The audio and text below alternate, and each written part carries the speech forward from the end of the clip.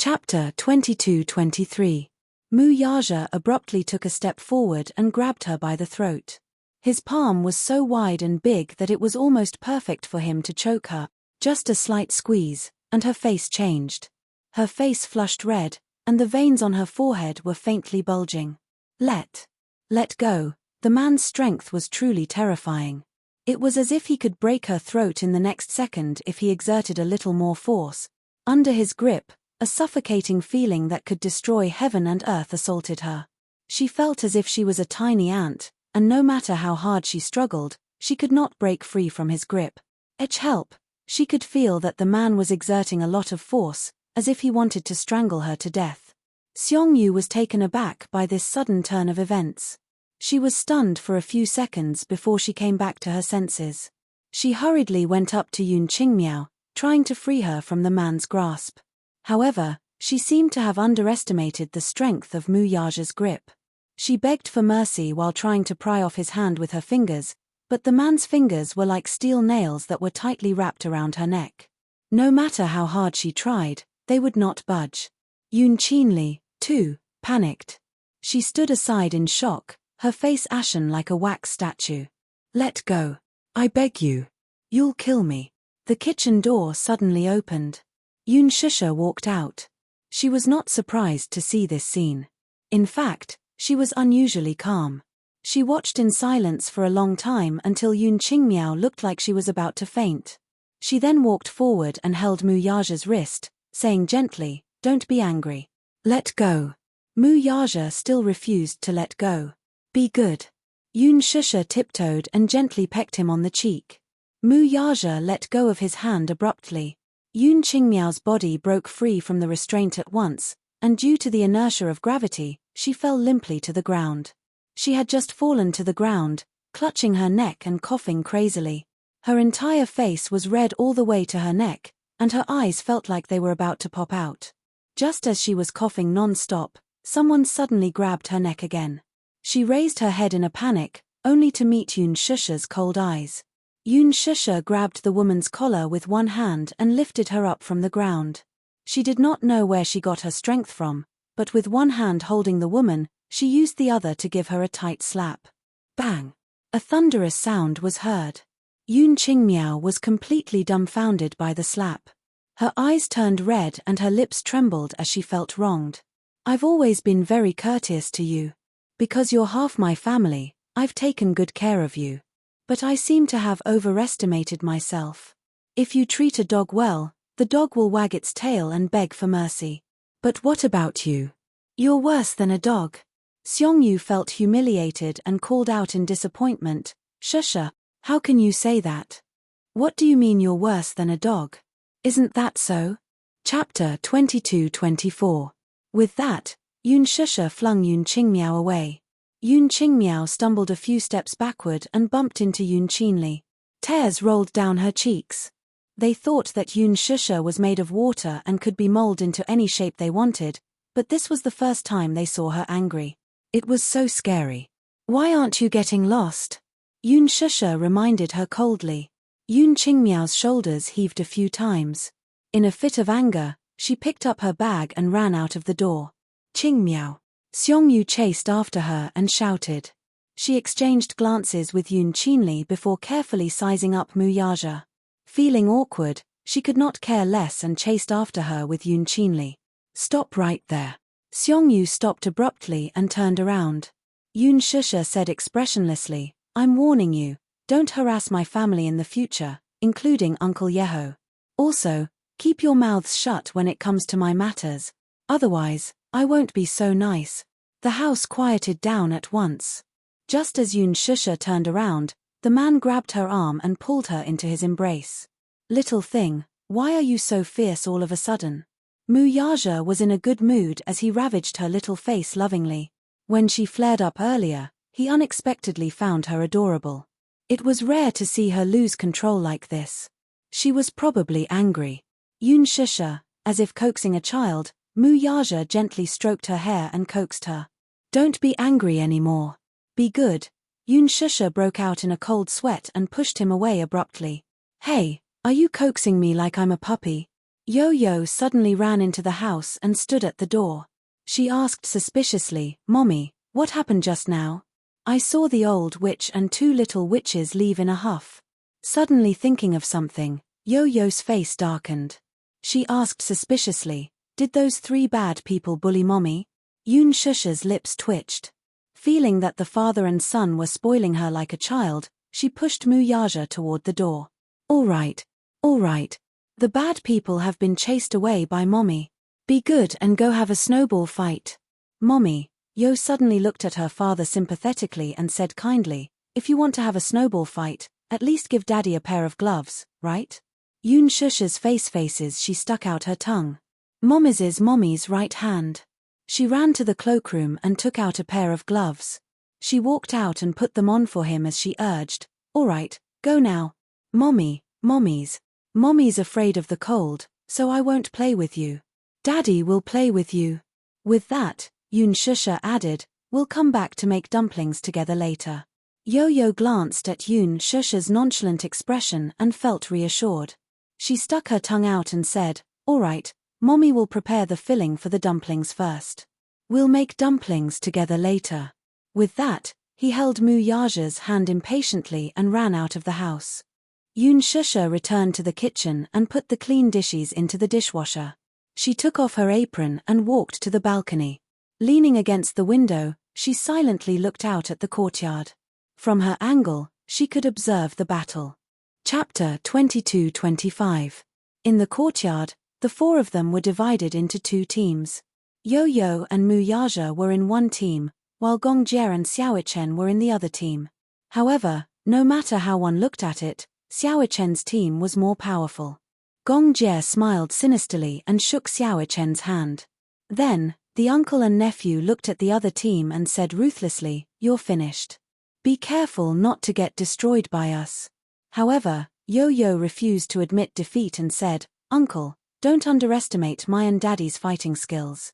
Don't say ruthless words first. In the end, you'll be defeated by Daddy and me." Yoon Shusha burst out laughing when she heard this. In a short while, Yo-Yo and Muyaja worked together to build a trench and build a sturdy fortress with snow. It was undeniable that Yo-Yo had a talent for snowball fights. When he was building the fortress, he even knew that snow alone was not sturdy enough. Hence, he found some discarded bricks from somewhere and built a small fortress. Then, he covered it with snow. Muyaja's eyes were wide open as he watched from the side. Yo-Yo said disdainfully, "Daddy, why are you standing there like a fool? Prepare the ammunition." Muyaja scoffed at his father's disdain. Then, he squatted at the side and quietly prepared the ammunition. "Make the snowball bigger. Use your hands to squeeze it or it will fall apart." After Yo-Yo finished building the fortress, he squatted on the ground and started to make the snowball. Then, he started to talk about the battle strategy. "Later on, I'll be in charge of defense and producing the ammunition. You'll be in charge of the attack." Muyaja nodded obediently like an obedient soldier. As for Yo-Yo, he had the aura of a commander who was in charge of a battle. Soon, the snowballs were ready. Yo-Yo continued, "Don't be reserved when you have a snowball fight. Don't have the burden of being an idol.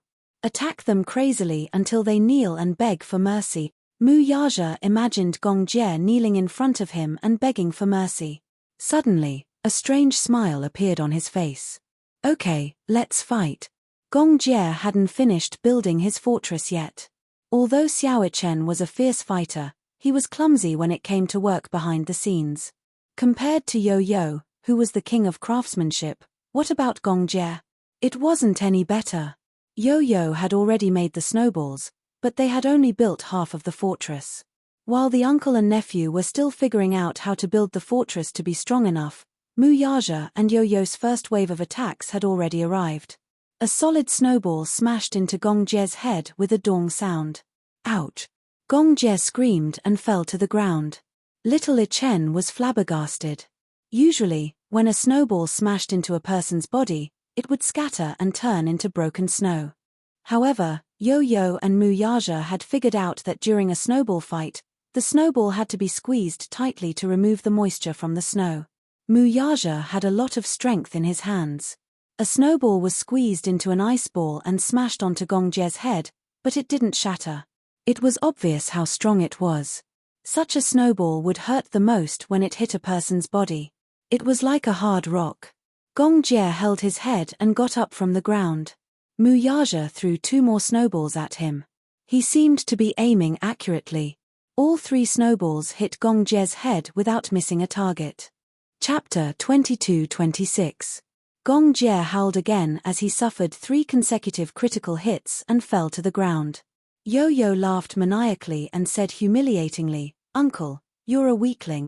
Yun Shusha couldn't hold it in anymore and laughed as well. "Weakling?" Gong Jie got up from the ground angrily.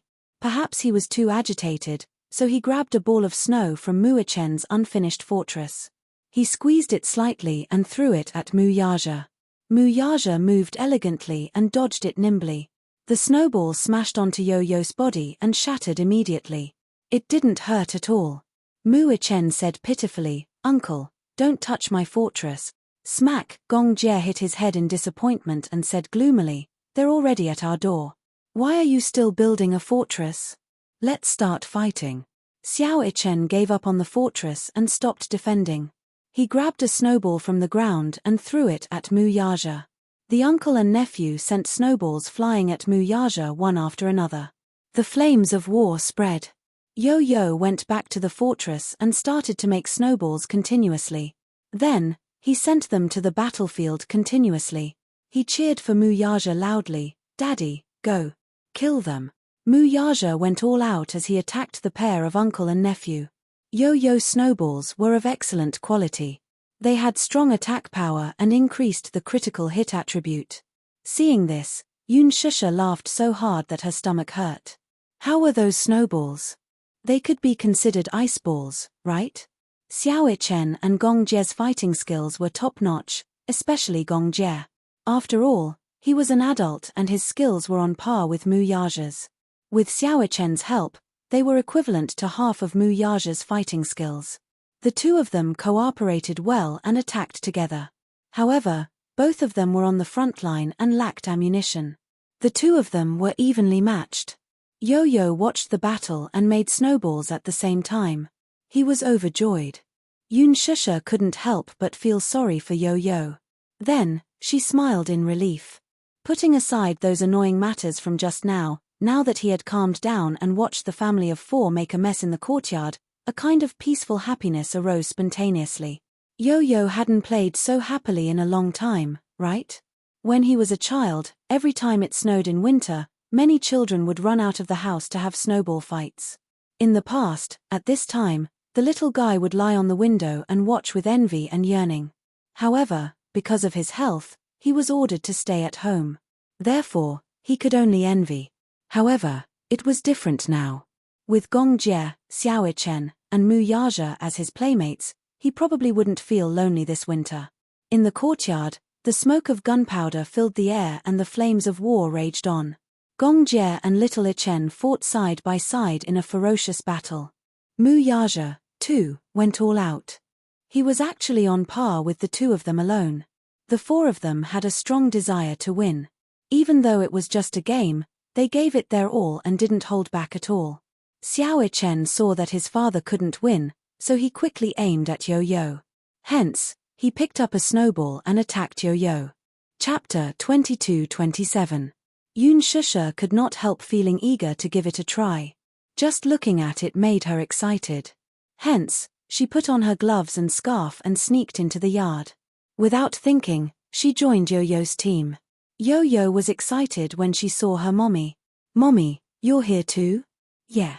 Mommy will play with you guys, okay?" "Okay." Gong Jie was competing with Mu Yaja. The 2 tall and burly men were fighting, so they didn't notice Yo-Yo's team's reinforcements. Yun Shusha picked up a snowball and threw it at Gong Jie.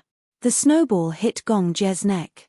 As he wasn't wearing a scarf, the snowball entered his collar with a whoosh. The frozen snowball slid into his clothes and stuck close to Gong Jie's warm skin. Gong Jie was so cold that he almost jumped up. He turned around murderously and saw Yun Shusha smiling at him. She even beckoned him with her finger. "Bring it on. Sis. You're cheating." Gong Jie instantly complained aggrievedly. It's not fair to have 3 people against 2. Yeah. Mommy, you're biased. You're helping Yo-Yo and not helping me. Little Chen wanted to cry but had no tears to shed. He pursed his lips, feeling extremely wronged. Yun Shusha couldn't bear to see this. She quickly shifted her center of gravity, picked up a snowball, and threw it at Mu Yaja. Mu Yaja had originally treated her as a teammate. He didn't expect that his backyard would be on fire and he would be ambushed by his own family. However, he didn't show any mercy. He picked up a snowball and chased after her. Yo-Yo piled the snowballs together and joined the battle. However, because of Yun Shusha's participation in the team, the balance was completely destroyed. In the end, there were no clear teams. In the courtyard, Yun Shusha quickly switched sides and chased after Gong Jie with Yo-Yo. Gong Jie couldn't bear to hit her. Hence, he threw snowballs at Mu Yaja with all his might. Mu Yaja, on the other hand, chased after Little Chen and threw snowballs at him. Xiao Chen couldn't beat Mu Yaja, so he could only aim at Yo-Yo. The group of people chased each other and fought each other until they were all in a mess. Snowballs were flying around in the air. Amidst the falling snowflakes, the sound of laughter was reverberating. It was incomparably joyful. Uncle, don't run. Mommy, catch up. Whoa. It's so cold. The snowballs are in my clothes. As Xiao Ichen ran, he suddenly tripped over the snowballs that Yo-Yo had piled up. He fell face first onto the ground. Yo-Yo, who was chasing after Xiao Ichen, couldn't stop in time. She tripped over Mu Ichen, who was lying on the ground, and fell onto Xiao Ichen like a human pyramid. Xiao Ichen instantly felt a weight on his body. He sank deeper into the thick snow. Yun Shusha laughed out loud when she saw this. Just as she laughed, Gong Jie threw a snowball at her. It flew directly into her wide-open mouth. Yun Shusha ate a mouthful of snow. Mu Yaja was furious when he saw this. How dare you bully my wife? He squatted down and quickly picked up 4 snowballs. Then, he threw them at Gong Jie's face. Gong Jie couldn't dodge in time. He was hit squarely and fell to the ground. Yun Shusha saw a good opportunity. She picked up a snowball and threw it at Gong Jie, who was lying on the ground. Whoa. Stop hitting me. Gong Jie begged for mercy. Chapter 22-28. However, how could Yun Shusha let him off the hook? She picked up a snowball and threw it at him. Even Mu Yaja couldn't stand it anymore. A snowball flew toward her. This time, it was Yun Shusha's turn to be on fire. She glared at Mu Yaja angrily. Then, the couple started fighting. Mu Yaja couldn't bear to be ruthless to her. He didn't dare to retaliate and ran away from her attacks. Xiao Ichen clapped and cheered when he saw that someone had finally stepped forward to teach his arrogant daddy a lesson. Gong Jie quickly got up from the ground and joined forces with Xiao Ichen. They picked up a snowball and chased after Mu Yaja while throwing it at him. The pitiful Mu Yaja was attacked by the 3 of them at the same time. Yo-Yo got up and looked at the scene. He shook his head and sighed. His heart ached as he said, "Daddy is so pitiful." As soon as he finished speaking, he picked up a snowball and joined Yun Shusha in attacking Mu Yaja. This time, Mu Yaja's backyard was on fire. He was chased by the 4 of them. In the end, Mu Yaja didn't even have time to make a snowball. He grabbed the snow on the ground and attacked the 4 of them. However, he wasn't a god.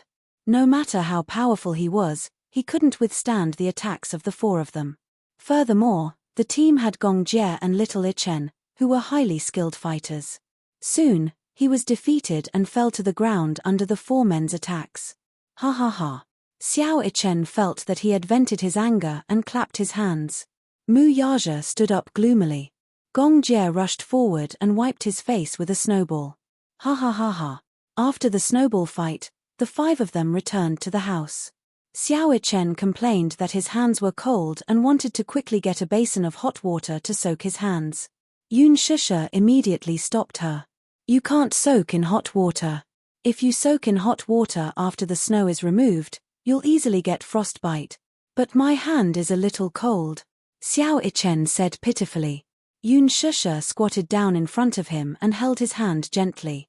She carefully rubbed his little hand and blew on it before rubbing it again. Do you feel better now? Yes. I feel a little better. Yoon Shusha smiled at him and continued to rub his hands. However, not long after, two pairs of hands suddenly stretched out in front of her. Yoon Shusha looked up in surprise and saw Gong Jie and Yo-Yo standing in front of her. Gong Jie beamed and said coquettishly, "Sis, my hands are cold too. Help me rub them too." He was jealous of Mu Chen's special treatment and couldn't wait to receive Yoon Shusha's gentle care. However, before Yoon Shusha could say anything, another pair of large hands suddenly reached over and wrapped around his hands. Gong Jie's lips twitched violently. He turned around expressionlessly and saw Mu Yaja coldly grabbing his hands and rubbing them. "I'll rub them for you." "I don't want to." Gong Jie resentfully withdrew his hands with a look of disdain. "Ha ha ha, Uncle despises Daddy." Yo-Yo laughed. After resting for a while, Yoon Shusha brought the dumpling fillings and wrappers to the table and called out, "Let's make dumplings together." The highlight of New Year's Eve was the family sitting together and making dumplings together. Gong Jie and Mu Yaja also sat down and made dumplings together. However, the two men had never done any household chores and rarely had the chance to cook. How could they know how to make dumplings? They held up the dumpling wrappers and looked confused. Chapter 22-29. Daddy, I'll teach you. Yo-Yo spread open the dumpling wrapper and used her chopsticks to spread the filling in the center. Soon, a dumpling was formed. "Mommy, why must we eat dumplings during the New Year?" Yoon Shusha explained, "This is called New Year's dumplings. Dumplings are like ingots and symbolize wealth. They are also round and symbolize family reunion. Moreover, the dumplings on New Year's Eve are filled with meat. The dumplings are full and symbolize prosperity, peace, and prosperity." Xiao Chen nodded his head half-heartedly. "Oh, so there's such a saying." After Yoon Shusha taught Xiao Chen step by step, she turned around and saw Gong Jie staring at the dumpling wrapper with a bitter look on his face. It was obvious that he knew nothing about making dumplings. Mu Yaja, on the other hand, had finished making the dumplings under Yo-Yo's guidance. However, the first dumpling could only be considered as a half-finished product as there was too much water and the dumpling wrapper broke. Yo-Yo said in disdain, "Daddy, you're so stupid." Mu Yaja was instantly dealt a blow and said in shame, "Daddy has been made dumplings before. My first time making dumplings, but they look good." Yo-Yo did not give Mu Yaja a way out. Mu Yaja was thoroughly depressed. Yoon Shusha sat beside Gong Jie and taught him step by step. Under her guidance, Gong Jie actually managed to make the dumplings well. Before they knew it, it was already 6 p.m.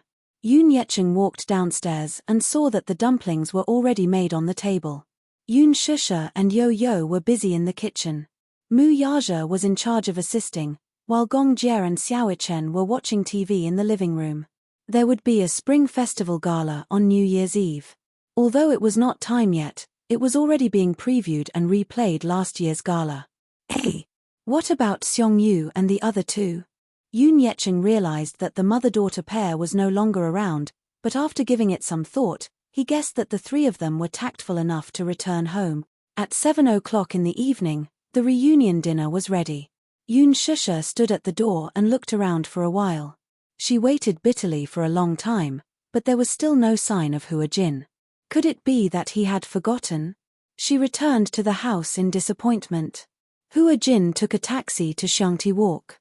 According to the address sent by Yoon Shusha, he found his way there.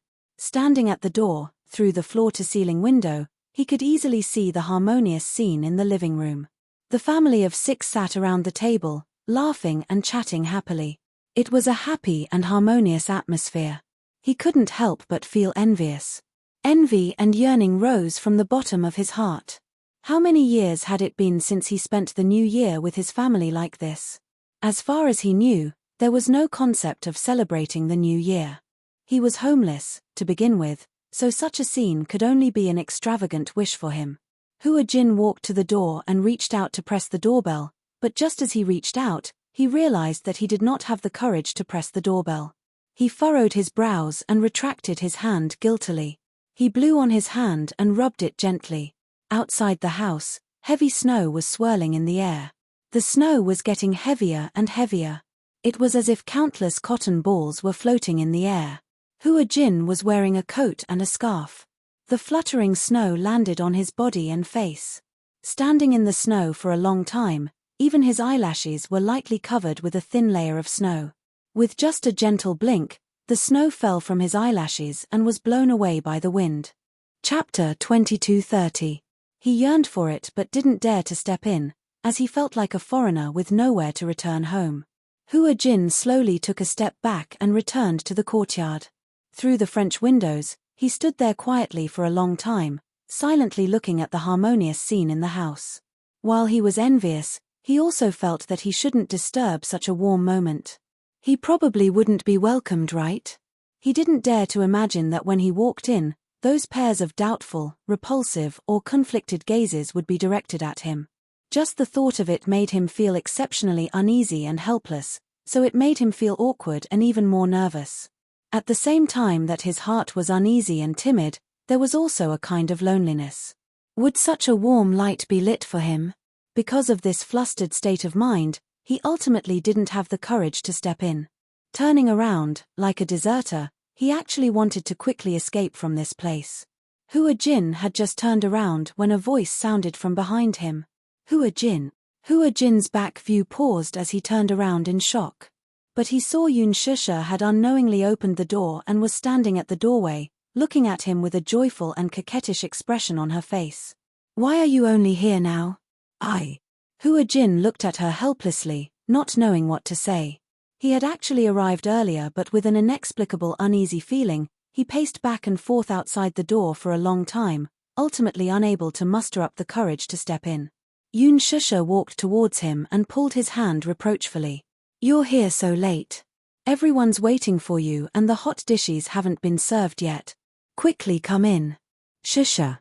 Before Hua Jin could express his opinion, Yun Shusha had already held his hand and walked into the house. Wait a minute." Hua Jin stood still with some apprehension, seeming to be a little uneasy.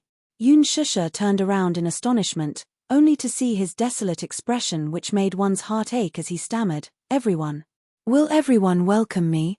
Yun Shusha was stabbed by his disappointed expression, and her heart ached.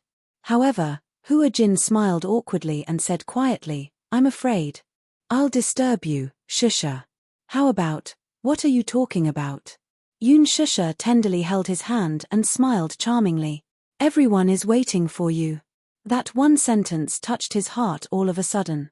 Hua Jin's eyes widened in surprise as he looked at her in disbelief. "Really?" "Yes." Yun Shusha continued, "You're the only one left.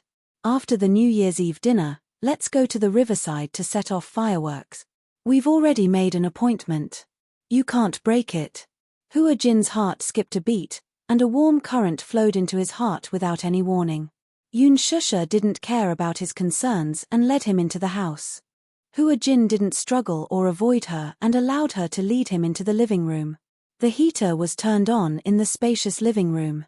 When he was surrounded by the warm lights, his mind suddenly turned white. Looking at the people sitting around the table, he suddenly didn't know how to react. "Sorry to keep everyone waiting. Let me introduce you. This is my friend, Hua Jin." Xiao Chen was the first to stand up when he saw him. Oh. Mommy said that a friend would be coming over tonight. Is that brother Hua Jin?" "I know him. The male lead of Lethal Beauty." Chapter 22:31. Yun Shusha had already told them beforehand that she would be having New Year's Eve dinner with an important friend tonight. Naturally, Mu Yaja recognized him. His lips curled into a smile to express his friendliness. Gong Jie did not say anything, but there was no repulsion on his face. Instead, he consciously emptied the seat beside him. Xiao Chen, on the other hand, stood up, carried a stool, and placed it beside Gong Jie. He greeted, "Brother Hua Jin, have a seat. I'll get you a bowl and chopsticks." As he spoke, the little guy nimbly brought a bowl and chopsticks from the kitchen. Yun Shusha pushed Hua Jin to the table and sat down. Yun Yecheng sized him up, then smiled and said cheerfully, "Shusha, is this your friend who's acting with you?" "Yes. Dad, He used to be in the same production team as me and took good care of me.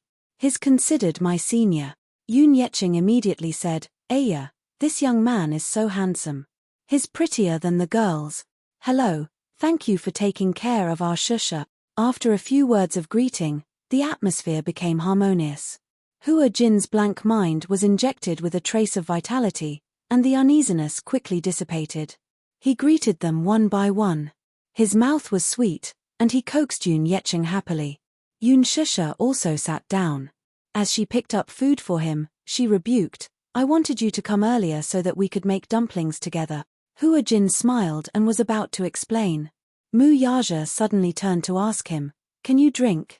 Hua Jin immediately replied reservedly, yes, I can drink a little. Mu Yaja immediately poured him a glass of dry red wine. Yoon Shusha's eyes widened as she watched. She did not know whether to laugh or cry. Hey, are you trying to get him drunk? He won't get drunk with this little bit of wine, right? Mu Yaja said confidently, he said that he would drink a little, which means that he still has some strength left. Besides, it's not that easy to get drunk with red wine. Hua Jin added, Shusha, I can hold my liquor. Don't worry. Yoon Shusha was relieved. Gong Jie suddenly complained, Sister, why don't you care about me? Will brother-in-law make me drunk? Yoon Shusha glanced at the white wine glass in Gong Jie's hand. She chuckled and asked, aren't you good at drinking? I've already drunk 2 glasses. Brother-in-law's alcohol tolerance is really not for show. I feel that if I continue drinking like this, I'll be ruined by him. Mu Yaja snorted coldly. He picked up the white wine bottle and filled Gong Jie's glass to the brim. Gong Jie, Mu Yaja said gently, brother-in-law, we're not going home until we're drunk tonight. Gong Jie immediately cried out in grievance, brother-in-law, you must be doing this on purpose. Are you trying to get me drunk and then leave me alone at home to set off fireworks without me? This brat's brain is very bright. He had actually figured out his motive. Mu Yaja raised his eyebrows and seemed to be provoking him. Don't get drunk if you dare. Gong Jie was speechless. His eyebrows twitched and he was instantly inspired. HMPH, HMPH, HMPH. I'd like to see who will be the one to fall tonight. With that said, the two of them picked up their wine glasses and started drinking again. The table was full of chatter and laughter. Hua Jin stared at this scene in a daze, and a warm smile involuntarily appeared on his lips. In his memory, his thoughts seemed to have been spent in his father's drunkenness and violence. Every new year, every family was happy and harmonious. Chapter 2232. Every New Year's Eve, his father's mood seemed to get worse. Every New Year's Eve, he would always come home drunk and drag him out of bed. Then, whether it was with a belt or a hanger, he would be beaten black and blue. B*****. B*****. Your mother is a B****tch, and so is your son. Your mother harmed me, and now you're doing the same to me, aren't you? Are you feeling smug seeing me like this? Are you happy? I'll beat you to death. I'll beat you to death, you little B*****. His father's roar seemed to be echoing in his ears. That hideous and distorted face seemed to still be in his mind. Hua Jin came back to his senses from his memories. When he looked up, the long-lost warmth enveloped him once more. He suddenly smiled and raised his wrist. Thank you for your hospitality. Let me toast everyone. Tonight, he was no longer as arrogant and domineering as he was on set. Instead, he was as humble and polite as a child, unbelievably well-behaved. Yoon Shusha thought to herself, this is probably how he was in the beginning. His innocent and pure without a trace of pretense. After the New Year's Eve dinner, Gong Jie was already a little tipsy, but he was only a little tipsy. It turned out that Mu Yaja's alcohol tolerance was better than his father's, but what surprised everyone the most was Hua Jin's alcohol tolerance. He drank quite a lot and, under Gong Jie's persuasion, drank a lot of alcohol for Gong Jie. He drank more than half a liter of white wine, but he had no reaction at all. Yoon Shusha was shocked. This guy's alcohol tolerance is so good. Mu Yaja also drank more than half a liter of white wine, but he still had no reaction. It was as if that liter of white wine was just plain water. After the New Year's Eve dinner, the family went to the riverside to set off fireworks. Yoon Yeching, on the other hand, said that he would stay at home to take care of his brother. The weather outside was chilly. There was still some sunlight during the day, but at night, the wind was even colder. Yoon Yeho's legs could not stand the cold and would often ache. Hence, he could not go out to set off fireworks, so Yoon Yeching stayed at home to take care of him. Yoon Shusha did not insist. Hence, she drove the car full of people to the riverside. When the 6 of them arrived at the riverside, it was already 11:30 p.m. Many people had already come to the riverside. Many of them were preparing to set off fireworks, while some of them were just here to watch the fireworks. Every New Year's Eve, people would tacitly gather by the riverside because the city restricted fireworks and firecrackers. However, the control by the riverside was lax. Because it was near the riverside, there were no major hidden dangers and basically no one cared.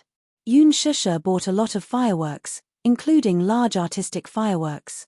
Mu Yaja and Gong Jie set up the fireworks and waited for the countdown to the new year to pass. They would set off the fireworks at midnight. However, before that, of course, he needed to do some warming up. There were also many small fireworks for viewing and playing.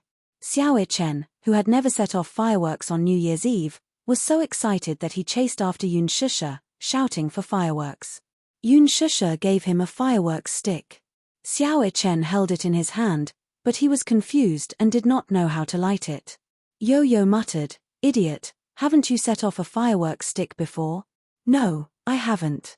Xiao Ichen felt wronged. "This is my first time." Yoon Shusha laughed and walked over to him. She stopped beside him and gently taught him, "Hold the end." "Yes, hold it like this. Don't point the end at yourself." "Okay." Chapter 22:33. As she spoke, she carefully lit a match and aimed it at the fuse. Soon, with a sizzling sound, the fuse was ignited and sparks flew in all directions.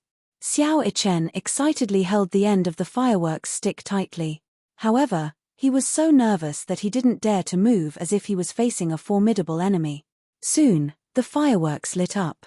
Colorful fireworks shot out one by one, illuminating his tender face.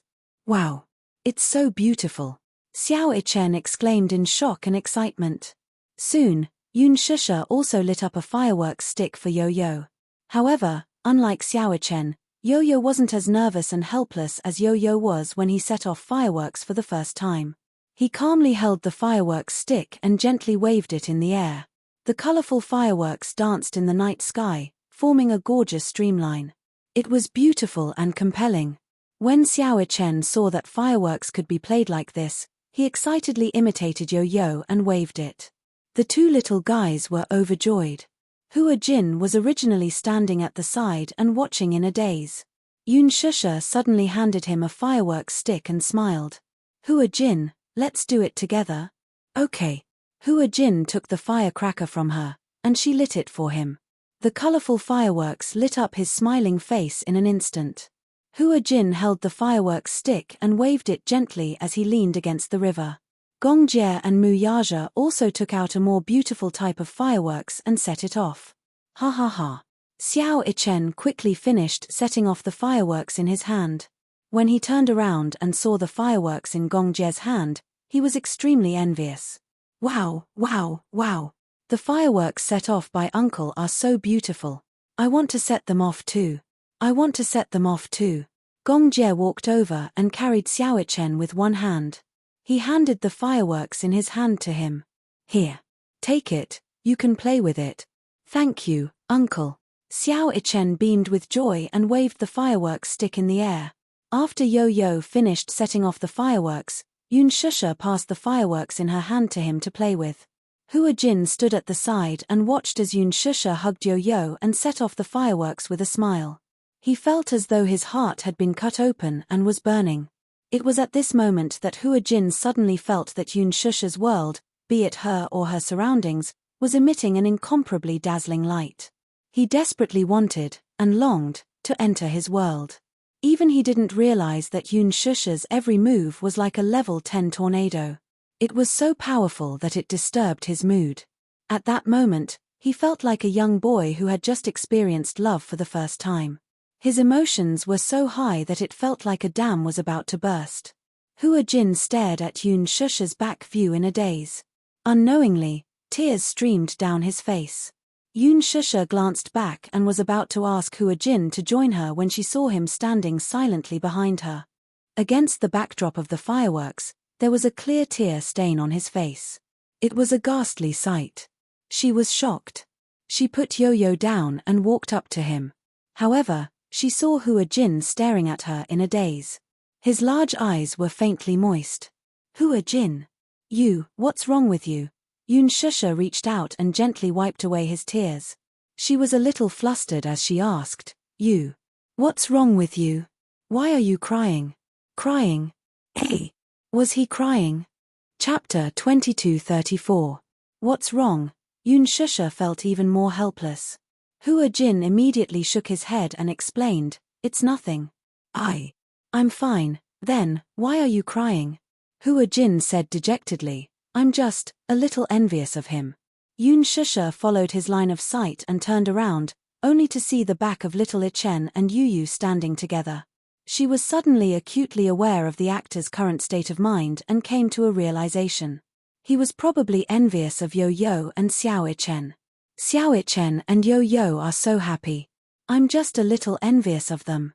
Hua Jin chuckled softly, but there was a hint of bitterness in his smile. Yun Shusha pursed her lips, turned around, and leaned against him. She silently watched Xiao Ichen and Yo-Yo's carefree backs. For some reason, the two little guys started playing around again, chasing each other.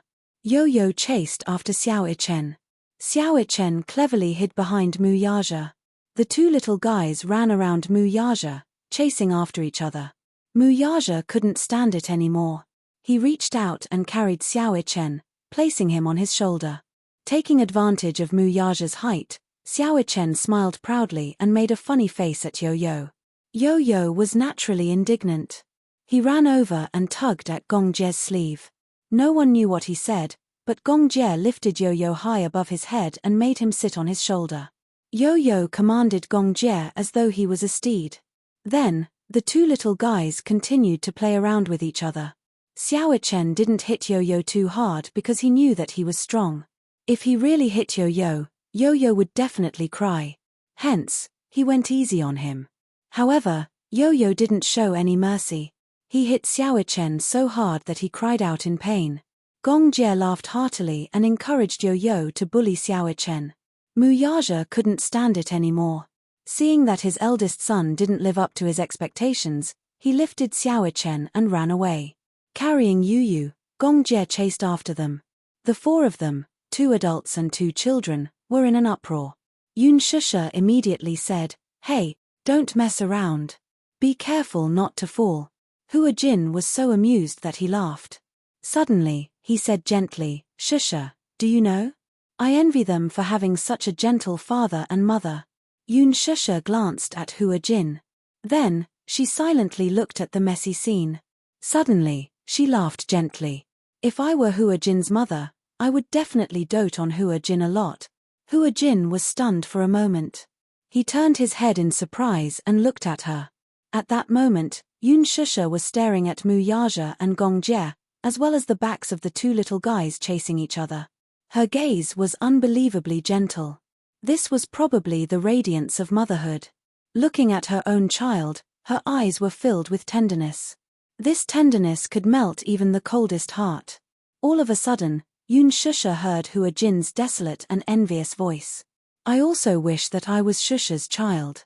I also wish that I was Shusha's child. Yun Shusha's heart ached at these helpless and disappointed words. She turned her head and suddenly reached out to gently hold Hua Jin's hand, holding it tightly. Hua Jin, in the future, celebrate Chinese New Year's Eve with us. Just like today, we'll make dumplings, have Chinese New Year's Eve dinner together, and set off fireworks together, okay? Chapter 22:35. Hua Jin's smile had a special kind of charm. There was a special kind of enchanting mist in his eyes.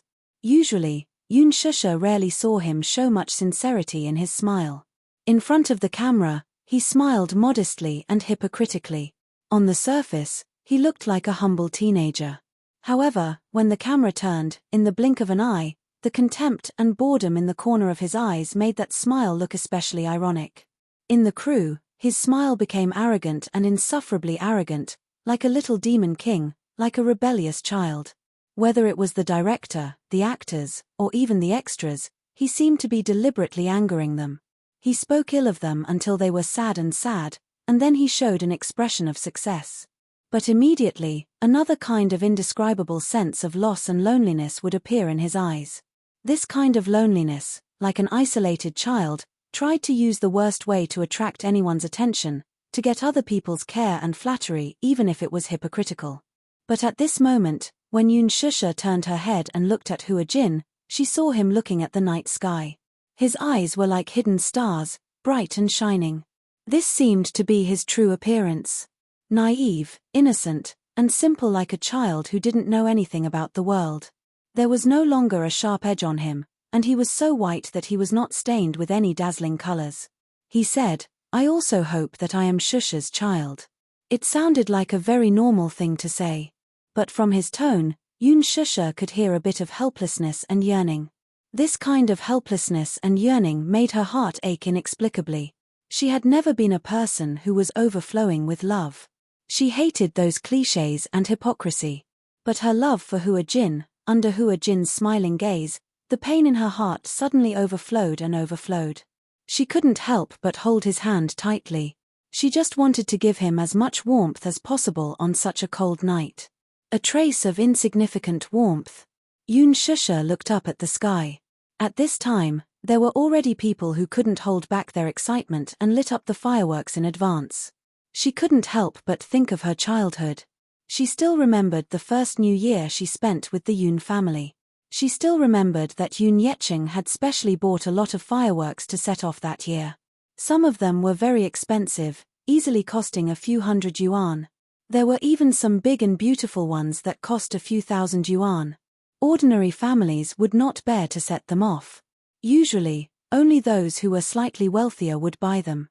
At that time, the Yoon family was still very wealthy, and Yoon Yecheng's career was at its peak. Hence, the fireworks he bought were the most beautiful ones. The New Year's Eve of more than 10 years ago was not like it was now. The streets and alleys were brimming with a strong festive atmosphere. Setting off fireworks was one of the most anticipated New Year's activities. The beauty and splendor of fireworks was the dream of many children. On New Year's Eve, Yoon Na pestered Yoon Yecheng to set off fireworks. Alas, Yoon Yecheng insisted on releasing it on New Year's Eve. That night, Yoon Na secretly moved a set of fireworks from home. She dragged Yoon Shusha out and asked her to show it to her. Chapter 2236. When she heard that, she nodded fearfully and took a match to light it. However, due to her lack of experience, the fuse was not completely lit and was blown out by the wind. Only a small part of the fuse was left. Yoon Na scolded her and asked her to continue lighting it. Yoon Shusha braced herself and went forward to take a look. Then, she tried to light it with a lighter in fear. However, the fireworks that suddenly shot up into the sky almost blew up her eyes. Because of this, it left a huge shadow in her heart. Since then, she only dared to set off simple fireworks, such as firework sticks and sparks. Thinking of this, Yoon Shusha could not help but laugh. She suddenly asked, "Hua Jin, did you set off fireworks when you were young?" "Yeah, I did." Hua Jin nodded and then said, "However, I rarely had the chance to go out to play during the New Year. Most of the time, I could only lie on the balcony and watch other people set off fireworks. I'm still a little traumatized by fireworks." "What's wrong?" "Because when I set off fireworks when I was young, it almost blew up my eyes." Yoon Shusha paused and suddenly said half-jokingly, "So, from then on, I didn't dare to set off large fireworks because I was afraid that it would blow up my eyes." Hua Jin suddenly turned his head and looked at her. He blinked and said, "Actually, setting off fireworks is not scary. Just be careful and it'll be fine." Yoon Shusha did not know whether to laugh or cry. She said, "Even though that's what I think, I'm still scared." Hua Jin suddenly held her hand. "Don't be scared. If you accidentally get blown up, you still have me." "You?" Yoon Shusha did not understand the meaning behind his words. Hua Jin suddenly said seriously, "Yeah. If you can't see, I'll be your eyes." If she could not see, he would be her eyes. Yun Shusha was stunned for a moment. She widened her eyes slightly and then smiled gently. "Okay, but there won't be such a day." At that time, Yun Shusha only took his words as a joke. However, after a long time, when she suddenly recalled that year's New Year's Eve and Hua Jin's serious promise, she couldn't help but sigh. It turned out that every word he said to her was sincere from the bottom of his heart. However, this was all in the future. 11:55 p.m. At this moment, countless citizens had gathered by the river. Many people gathered here to welcome the New Year's bell. Some brought the elderly and children with them in high spirits. Some brought young and loving couples. Their only purpose was to welcome the gorgeous fireworks at the moment the New Year's bell rang. Gong Jie raised his wrist and looked at his watch. As the countdown approached, his handsome face showed a bit of excitement and expectation. "Sis, it's almost 12. When Xiao Chen and Yo-Yo heard this, they looked at each other and smiled. Both of them were jumping up and down excitedly. Yun Shusha smiled and said, "Who's going to be in charge of lighting the fireworks later? I rarely light fireworks, so I don't know much about it." Just as Gong Jie finished speaking, Xiao Chen raised his hand enthusiastically. "I'll do it. I'll light it." However, Yo-Yo said softly, "Hey, it's too dangerous. You're so clumsy. Be careful not to get hurt by the explosion." This reminder was a form of concern in disguise. Chapter 22:37. It was just fireworks. He was not afraid of that. In fact, he was looking forward to lighting the fireworks himself. That was because lighting the fireworks himself and sending them into the night sky would give him a great sense of accomplishment. Moreover, it was just fireworks. He had even played with rocket launchers before, so to him, fireworks were nothing more than an interesting toy. It was not a problem at all. Yo-Yo raised his eyebrows and suddenly realized that Mua Chen was not comparable to those ordinary kids. He had seen his abilities and knew that he was crazy. Lighting fireworks was nothing to him. "All right, you're in charge of lighting the fireworks. We'll be in charge of watching." Yo-Yo was relieved, but he still reminded him cautiously, "However, you still have to be careful. The power of the fireworks is not to be underestimated, okay?" "I know." Xiao Chen was not grateful at all. He nagged, "Why are you acting like a busybody?" Yo-Yo was unhappy when he heard that. He said coldly, "You don't know how to appreciate my kindness. If you hurt yourself later, don't cry for your parents. I won't feel bad for you." Then, Yo-Yo ran proudly to Yun Shusha's side. He hugged Yun Shusha's arm and waited for the countdown to start. 11:59 p.m. The last minute. Suddenly, the townsfolk gathered by the riverside and started counting down in unison. 10, 9, 8, 7. Xiao Chen shouted excitedly, "Daddy, it's time to light the firework." Mu Yaja leaned against the railing by the riverside. When he heard the commotion, his lips curled into a smile. He casually picked up a cigarette from his lips and walked over. He rubbed Xiao Chen's head and passed him the cigarette. Xiao Chen took the cigarette butt and chased him to the side.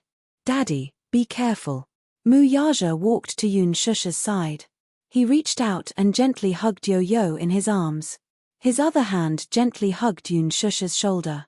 3, 2, 1 Urba. Hualala. At the moment when midnight arrived, countless fireworks rose into the sky, as if there was some kind of magical tacit understanding. In the dark night sky, dazzling sparks exploded one after another. Xiao Chen covered his ears and ran back. Behind him, fireworks lit up half of the starry sky. More and more people gathered by the river. Xiao Chen tiptoed and could not see clearly. Suddenly, a pair of hands reached out from behind. Gong Jie picked up Xiao Chen and placed him on his shoulder, supporting him firmly with one hand. "Can you see it clearly now?" "Yes, I can see it clearly." Gong Jie smiled and then muttered unhappily, "Kid, you're quite heavy." Xiao Chen, on the other hand, was sitting on his left shoulder with a clear conscience. She held his arm and excitedly watched the countless fireworks rising from the riverside. "Ba." Yoon Shusha was engrossed in watching the fireworks. Mu Yaja suddenly pulled her into his arms, nodded, and kissed her forehead affectionately. "Madam, Happy New Year." Yoon Shusha's heart skipped a beat because of this sudden tenderness. She looked up and met Mu Yaja's gentle eyes. Her face blushed and her eyes revealed a seductive look. Yoon Shusha responded with an but Mu Yaja suddenly lowered his head and kissed her lips uncontrollably. Chapter 2238. Yo-Yo caught a glimpse of this intimate scene and blushed. She covered her eyes shyly and forced herself not to look. See no evil, hear no evil. Even though she kept telling herself not to look, the little fellow couldn't resist her curiosity. She secretly opened her fingers and peeked at this tender scene through her fingers. Xiao Chen also caught a glimpse of this scene and suddenly tugged at Gong Jie's hair excitedly. "Uncle, look." Gong Jie hissed in pain, but when he looked in the direction little Chen was pointing, he saw a heart-pounding scene. His handsome brows knitted together in a frown. He walked over unhappily. Just as Mu Yaja was about to kiss her again, Gong Jie boldly reached out and blocked their faces. Mu Yaja was caught off guard and a kiss landed on Gong Jie's palm. Ha ha ha. Yo-Yo burst into laughter when she saw this. Mu Yaja suddenly looked up and glared fiercely at Gong Jie. He said coldly, "What are you doing? Hey, we're in public. Why can't brother-in-law take note of his image?" Gong Jie mocked him with hostility. "Chemph. How dare he secretly kiss his sister when he wasn't paying attention? If the two of them were being intimate, they should at least avoid a sistercon like him. Why don't you consider my feelings?" Yoon Shusha was so embarrassed that her neck turned red when she heard this. She turned her head away awkwardly, cleared her throat, and pretended that nothing had happened. "What image?" Mu Yaja said confidently, "I'm kissing my wife." "It's none of your business." It was a simple sentence, but it left Gong Jie speechless. Yo-Yo laughed dauntlessly and almost fell off Mu Yaja's shoulder. Mu Yaja smacked him on the buttocks. "Behave yourself." Xiao Ichen pouted and complained, "Daddy, that's not right. Shouldn't the first kiss of the new year be given to your precious son? If you give mommy a kiss, what about me? I want a kiss too." Mu Yaja's lips curled into a smile. "All right." As he spoke, Mu Yaja suddenly leaned forward slightly and reached out his hand. His slender hand gently lifted Xiao Ichen's chin. He tilted his head slightly and gently kissed the corner of Xiao Ichen's lips. Boom! A loud sound rang out. Little Ichen's face was so red that it looked as if blood was about to drip from it. He had only said it casually, but this stupid daddy of his actually took it seriously. He even gave him such a kiss. His every move was bewitching and charming. He was even more bewitching than those male gods in idol dramas. Especially the smile in his eyes, it killed everything in an instant. Have you ever seen a father flirt with his son? Have you? Little Chen let out a yelp as he jumped down from his uncle's lap. Covering his face with his hands, he ran away shyly. "You're so annoying. Daddy is flirting with me." Mu Yaja was silent. Yoon Shusha was so amused that she burst into laughter. She laughed so hard that tears almost came out of her eyes. Xiao Chen was such a clown. Did the heavens send him here to make fun of her? Gong Jie felt even more indignant when he saw her laugh. He snorted coldly. "Sister, you're so biased. You give brother-in-law a kiss and not me a kiss. You're not a child anymore," Yoon Shusha said, feeling speechless. Gong Jie said coquettishly, "No, sister. To be fair, hurry up and kiss me." As he spoke, he closed his eyes and moved his fair face closer. He tapped his face with his finger and said, "Kiss here." Chapter 2239. Yoon Shusha's antennae twitched violently. However, in the next second, Mu Yaja turned Gong Jie's face and grabbed his chin. Then, he leaned over and gave him a peck on the cheek. When Gong Jie came back to his senses, he opened his eyes. When he saw the culprit in front of him, he instantly jumped up and rubbed his cheek in disgust. He said angrily, "What are you doing?" Mu Yaja smiled mischievously and said provocatively, "Brother-in-law, are you satisfied with this kiss?" Gong Jie flew into a rage out of humiliation and spat, "Pervert." Then, he threw a punch at his face. Mu Yaja dodged it nimbly and said scornfully, "Heh, you can't hit me." When Yo-Yo saw that Gong Jie was really angry, she quickly grabbed Mu Yaja's hand and ran away with her father. "Daddy, run. Uncle is going to beat you up. Pervert. Stop right there, don't run." Gong Jie waved his fist and chased after him. Behind him, Yun Shusha and Hua Jin were left in a mess. They stood there dumbfounded and only reacted after a while. They held their stomachs and laughed loudly. Ha ha ha.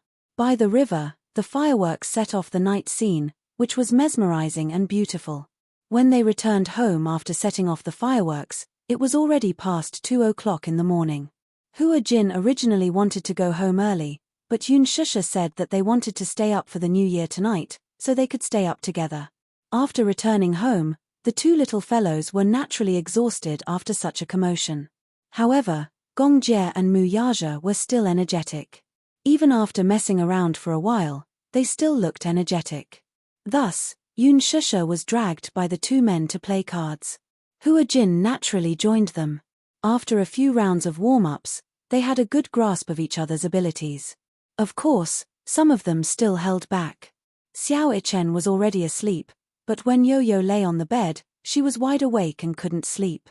She heard the noise in the living room and walked out curiously. When she saw that they were playing Fight the Landlord, she wanted to join them. However, how could 5 people play Fight the Landlord? Hua Jin suddenly said, "Fight the landlord with 5 people. Fight the landlord." The rules were that after the cards were dealt, the landlord who had a card would play a card suit and draw a card. There were 2 decks of cards of each suit. On the other hand, the dark landlord, who had another suit, remained calm and collected. After confirming the identities of his teammates, he hid himself as a farmer and played the game silently, secretly helping the landlord side to win.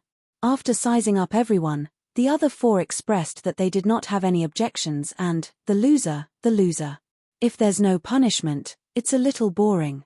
This time, it was Yun Shusha's turn to frown. "How about we don't have to pay? It's the new year and I'm broke. I can't afford to lose." The 4 of them looked at her with disdain. Yo-Yo was speechless. "Mommy, why do you sound like you're sure that you'll lose?" "Because I feel like we're not evenly matched. No matter how I look at it, the 4 of you look like seasoned casinos. I'm a newbie. If we really have to pay, I'll go bankrupt." Hua Jin, Mu Yaja, Gong Jie, and Yo-Yo were confused. Seasoned casinos? Yo-Yo comforted her. "It's okay. I'm worse. I'll be your scapegoat." Chapter 2240. Gong Jie suddenly said evilly, "The loser will have to carry Yo-Yo once." Yo-Yo was unjustly implicated. He was unhappy and threw his cards. "Hey, uncle, are you punishing the loser or me?" Smiley face, Gong Jie whistled. "Then the loser will have to take off his clothes." Mu Yaja looked at him coldly. "Okay. What was there to be embarrassed about? Anyway, the heater was on in the living room." Yo-Yo was speechless. "Anyway, other than mommy, everyone here is a man. Daddy is not embarrassed." Gong Jie smiled sinisterly. "It's not that simple. After taking off your clothes, you have to run naked outside the door." Everyone was silent. How much hatred! That was too cruel. Outside the window, it started to snow again. It was extremely cold. Mu Yaja threw his cards directly at his face. "Since you like to run naked so much, do it yourself." Gong Jie was speechless. Hua Jin burst out laughing. Gong Jie suddenly looked over with a cold gaze. Everyone suddenly felt a gust of icy wind from Siberia. It was bone-chilling. Gong Jie suddenly said, "How about this? Whoever loses will jump down from the 2nd floor of the villa." Yun Shusha flicked his forehead. "It's just a game of cards. Do you want to risk your life?" Hua Jin suddenly felt that this man was very scary. Gong Jie was hit by Yun Shusha and said sadly, "This is how we play card." Yun Shusha said, "You're not human. We don't want to compete with you." Gong Jie said, "Sister, we came from the same womb. I'm not human. Are you a genetic mutant?" Yo-Yo laughed loudly. "That's right, Mommy. At least I came from your womb. If you're a genetic mutant, Then what am I? Yoon Shusha complained, both of you are not human. Yo-Yo was speechless. Gong Jie said, personal attacks are prohibited. Hua Jin suddenly suggested, how about a dare? When the four of them heard this, they had no objections. The first round began. Gong Jie shuffled the cards smoothly and skillfully. It was obvious that he had been in the casino before. Yoon Shusha was surprised to find that her younger brother, who couldn't even play cards properly when he was young, had learned to play cards very well after traveling abroad for more than 10 years. His action of cutting the cards was clean and neat. It seemed that he had practiced it before. There was a landlord in the light and a landlord in the dark. The open landlord who got the landlord card chose a pair of the same suit and called the dark landlord. The dark landlord hid among the other four people and secretly cooperated, which was the so-called traitor, and cooperated with the open landlord to achieve the final victory. In the first round, the landlord fell to Gong Jie. Gong Jie proudly called out hidden landlord. Out of the corner of his eye, he sized up the other four people's expressions. All of them were veteran actors, and their expressions did not change at all. Gong Jie's cards were very good. Soon, there was only a single card left. The other four people were eyeing him covetously. As the next player, Yoon Shusha sealed her cards tightly. However, the most interesting thing about the open landlord card and the dark landlord card was that other than the open landlord card, the other four people did not know who the open landlord card was. Yoon Shusha was about to win, but Hua Jin, this pig of a teammate, made her stay at home. Seeing that there were no more cards left, the open landlord card appeared. The open landlord card quickly appeared. Yo-Yo, who was at the top of the Gong Jie card, played a trump card and secretly played Gong Jie's card. The open landlord card won the game. Yoon Shusha was speechless. She looked at Yo-Yo and said gloomily, no way? All four trump cards are in your hands. Shoro Jie, you didn't cheat when you dealt the cards, did you? Chapter 2241. Hence, Yoon Shusha was very suspicious. Gong Jie looked very hurt. Sister, you have to accept your loss. Don't go back on your word after losing. Whoever cheats will have their hands chopped off. Hua Jin said. It's so bloody. It's just a game of cards. How scary. You have to accept your loss. Mu Yaja threw the cards and glanced at Gong Jie. Whoever wins gets to make a request. Hua Jin and Yoon Shusha looked at Gong Jie and Yo-Yo's sinister faces and wished they could hug each other and chant the great compassion mantra. Gong Jie, on the other hand, flashed a dazzling smile as he pointed at Hua Jin and Mu Yaja flirtatiously. Both of you, go and do 10 push-ups. Yoon Shusha pointed at herself curiously. What about me? Gong Jie said gently, sister, how can I bear to punish you? You can sit on brother-in-law's back. Yoon Shusha was speechless. Mu Yaja had to complete 10 push-ups and Gong Jie wanted her to sit on Mu Yaja's back. Wouldn't that kill her? Although she wasn't fat, because of her height, she still had some weight. Mu Yaja's eyes turned cold and he smiled casually. Okay. With that, he stood up and casually unbuttoned his shirt sleeves and collar. Madam, come on up. Yoon Shusha's heart was pounding. She couldn't bear it and glanced at Gong Jie and Yo-Yo who were watching the show. Shoro Jie, isn't this too cruel? How can it be? Gong Jie said gloatingly, brother-in-law is so good. It's just 10 push-ups. He can definitely do it. Mu Yaja was speechless. Pervert. He was obviously going to torture him. He would remember this debt. Hua Jin was the first to finish 10 push-ups before returning to his position. Only then did Yoon Shusha stand up hesitantly and walk to Mu Yaja's side. She carefully sat down and gently placed her hand on his shoulder. Mu Yaja was just about to start when Gong Jie suddenly said viciously, sister, you're breaking the rules. Your feet can't touch the ground. You have to be completely off the ground.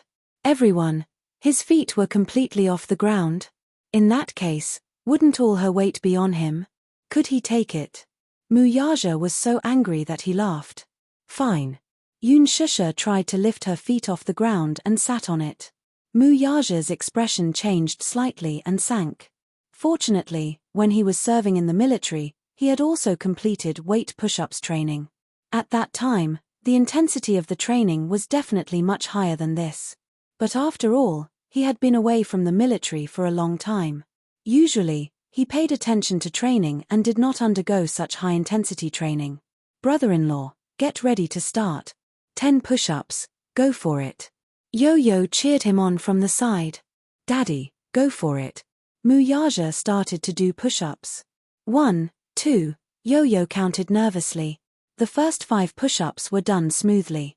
But when it came to the 6th, the speed slowed down. Every time he went down and got up, Muyaja's expression would change again and again. His posture was extremely accurate, but even though it took a lot of effort, he still managed to complete a set of 10 push-ups with difficulty. When he was done, Muyaja got up. His expression was rather ugly. He returned to his seat aggressively and took the initiative to shuffle the cards. Chapter 2242. He skillfully cut the cards and let Gongjie pour the cards. Then, he stacked them on the table and said coldly, "Pick your own card." It was obvious that he was suspecting Gongjie of cheating. Yun Shusha had suspected that Gongjie was cheating, but she was just joking. She was not serious at all. Muyaja clearly felt that the cards were not as simple as just luck. He must have cheated. When he observed carefully earlier, he felt that there was something fishy about his technique. Therefore, he was suspicious. In fact, Gongjie often played in casinos, so his technique was extremely nimble. His skill was second to none. He could not be any better at poker. Gongjie's dynamic vision was extremely good. It could be said that he was on par with Xiao Chen. The moment he shuffled the cards, he remembered the suit and the order of the cards in the blink of an eye. Then, he shuffled the cards and rearranged the suits. Then, he naturally distributed the good cards to his teammates. It seemed like a coincidence that Gongjie secretly remembered all the suits in Yo-Yo's pile of cards. Then, he deliberately called out to him. Yo-Yo obviously saw it too, but he tacitly pretended not to know. However, Muyaja was also an experienced player. At first, when Gongjie dealt the cards, he did not pay much attention. If he had been more alert and vigilant from the start, Gongjie would not have had the chance to cheat. Gongjie did not feel guilty. So what if he found out that he was cheating? If he did not catch him red-handed, it did not count. However, since he had been more vigilant, he could not cheat anymore. Chemph. However, with his ability, it was not difficult for him to not cheat. He could not lose. Who knew what Muyaja would do to him if he lost? Earlier, he had only asked Muyaja to do a set of weighted push-ups to satisfy his appetite. Yet, he was already so serious. If he lost, he didn't know what kind of torture this old fox would come up with. Thus, when the second round began, everyone began to prepare. This was especially true for Hua Jin. He was only here for the fun of it. He didn't want to be dragged into this storm of war between brother-in-law and be reduced to cannon fodder. Yun Shusha was even more frightened. Her mind was filled with the scene of Muyaja carrying her on his back and doing push-ups. If she lost, she wouldn't even be able to get up, let alone a set. She could only think that no matter who she teamed up with, she could not become a burden. As soon as the match started, Gongjie and Muyaja's aura changed completely. They were full of vigor, as if they were ready to kill Buddha. However, Yo-Yo was not nervous. After all, he was neutral. He did not want to offend either side. Thus, no matter who won, he was not worried at all about being the target of revenge. In the second round, the open landlord was Hua Jin. Hua Jin had been picking and choosing. He had 2 big and small trump cards. He thought that since he was playing the landlord, he had to find a strong teammate. Thus, when he played a big trump card, the other person with a big trump card became the hidden landlord. He thought that if his teammate also had a trump card, the situation would be much better. His cards were not very smooth. Thus, in this round, he was on tenterhooks from the start. He could only hope that his teammate who was hiding in the dark would do a better job. Chapter 2243. However, the other drawback was that everyone knew that Hua Jin had a trump card. They would take this opportunity to raise their guard and not play a single card, which would put them at risk. Hua Jin glanced at the people in the room and saw that the other 4 people had different expressions.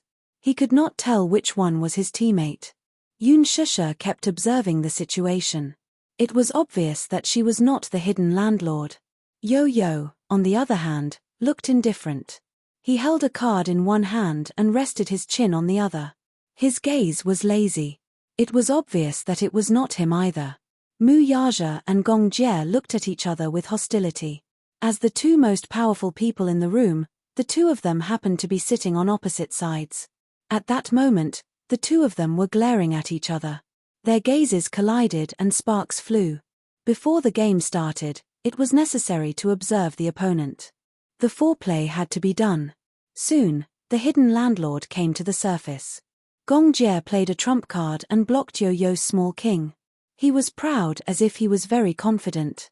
Since he was willing to reveal his identity as the hidden landlord, he was very confident that he would win the game. He had always been like this. He would not make a meaningless struggle. If there was a chance of winning, he would take it down with irresistible force. Gong Jie's cards were very smooth. Hua Jin cooperated with him and killed all the way. Big plain. Gong Jie only had a single card left in his hand. At that moment, there were not many cards left in the farmer's hand. Gong Jie calculated that there were probably no guns left in the room. However, at this critical moment, Mu Yaja came out. Hua Jin saw that he had killed a Cheng Yao Jin at this critical moment.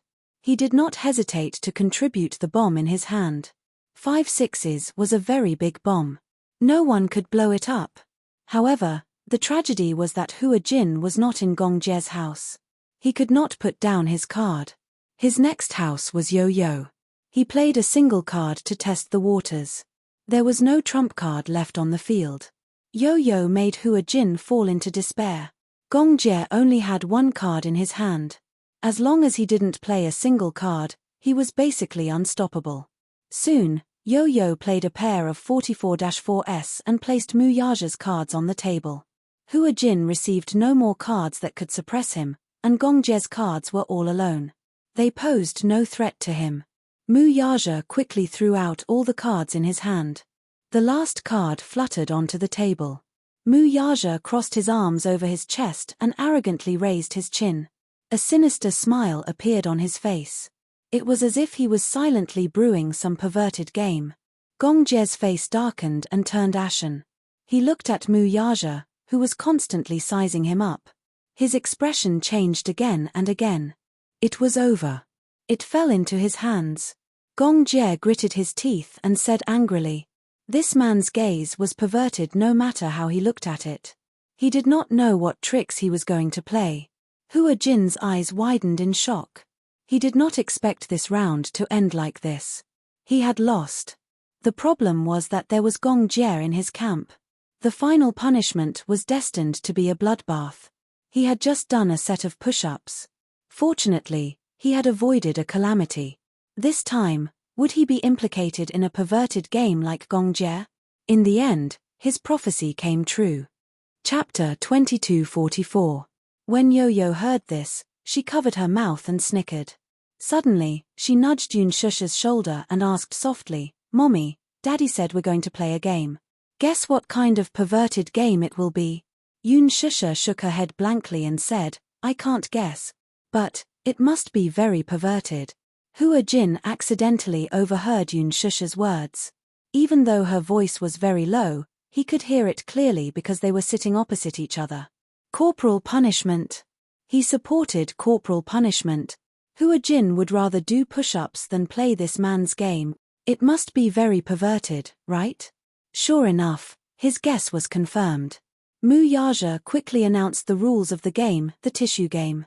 There were a total of 10 tissues. They were neither thin nor thick. First, Hua Jin had to suck them up with his mouth. Then, using the same mouth-to-mouth method, Gong Jie had to suck them up to his own mouth. Then, he would suck all the tissues and throw them into the trash can. Only then would it be considered a success.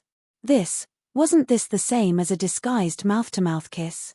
And it was two men. Gong Jie and Hua Jin looked at each other, both uncomfortable.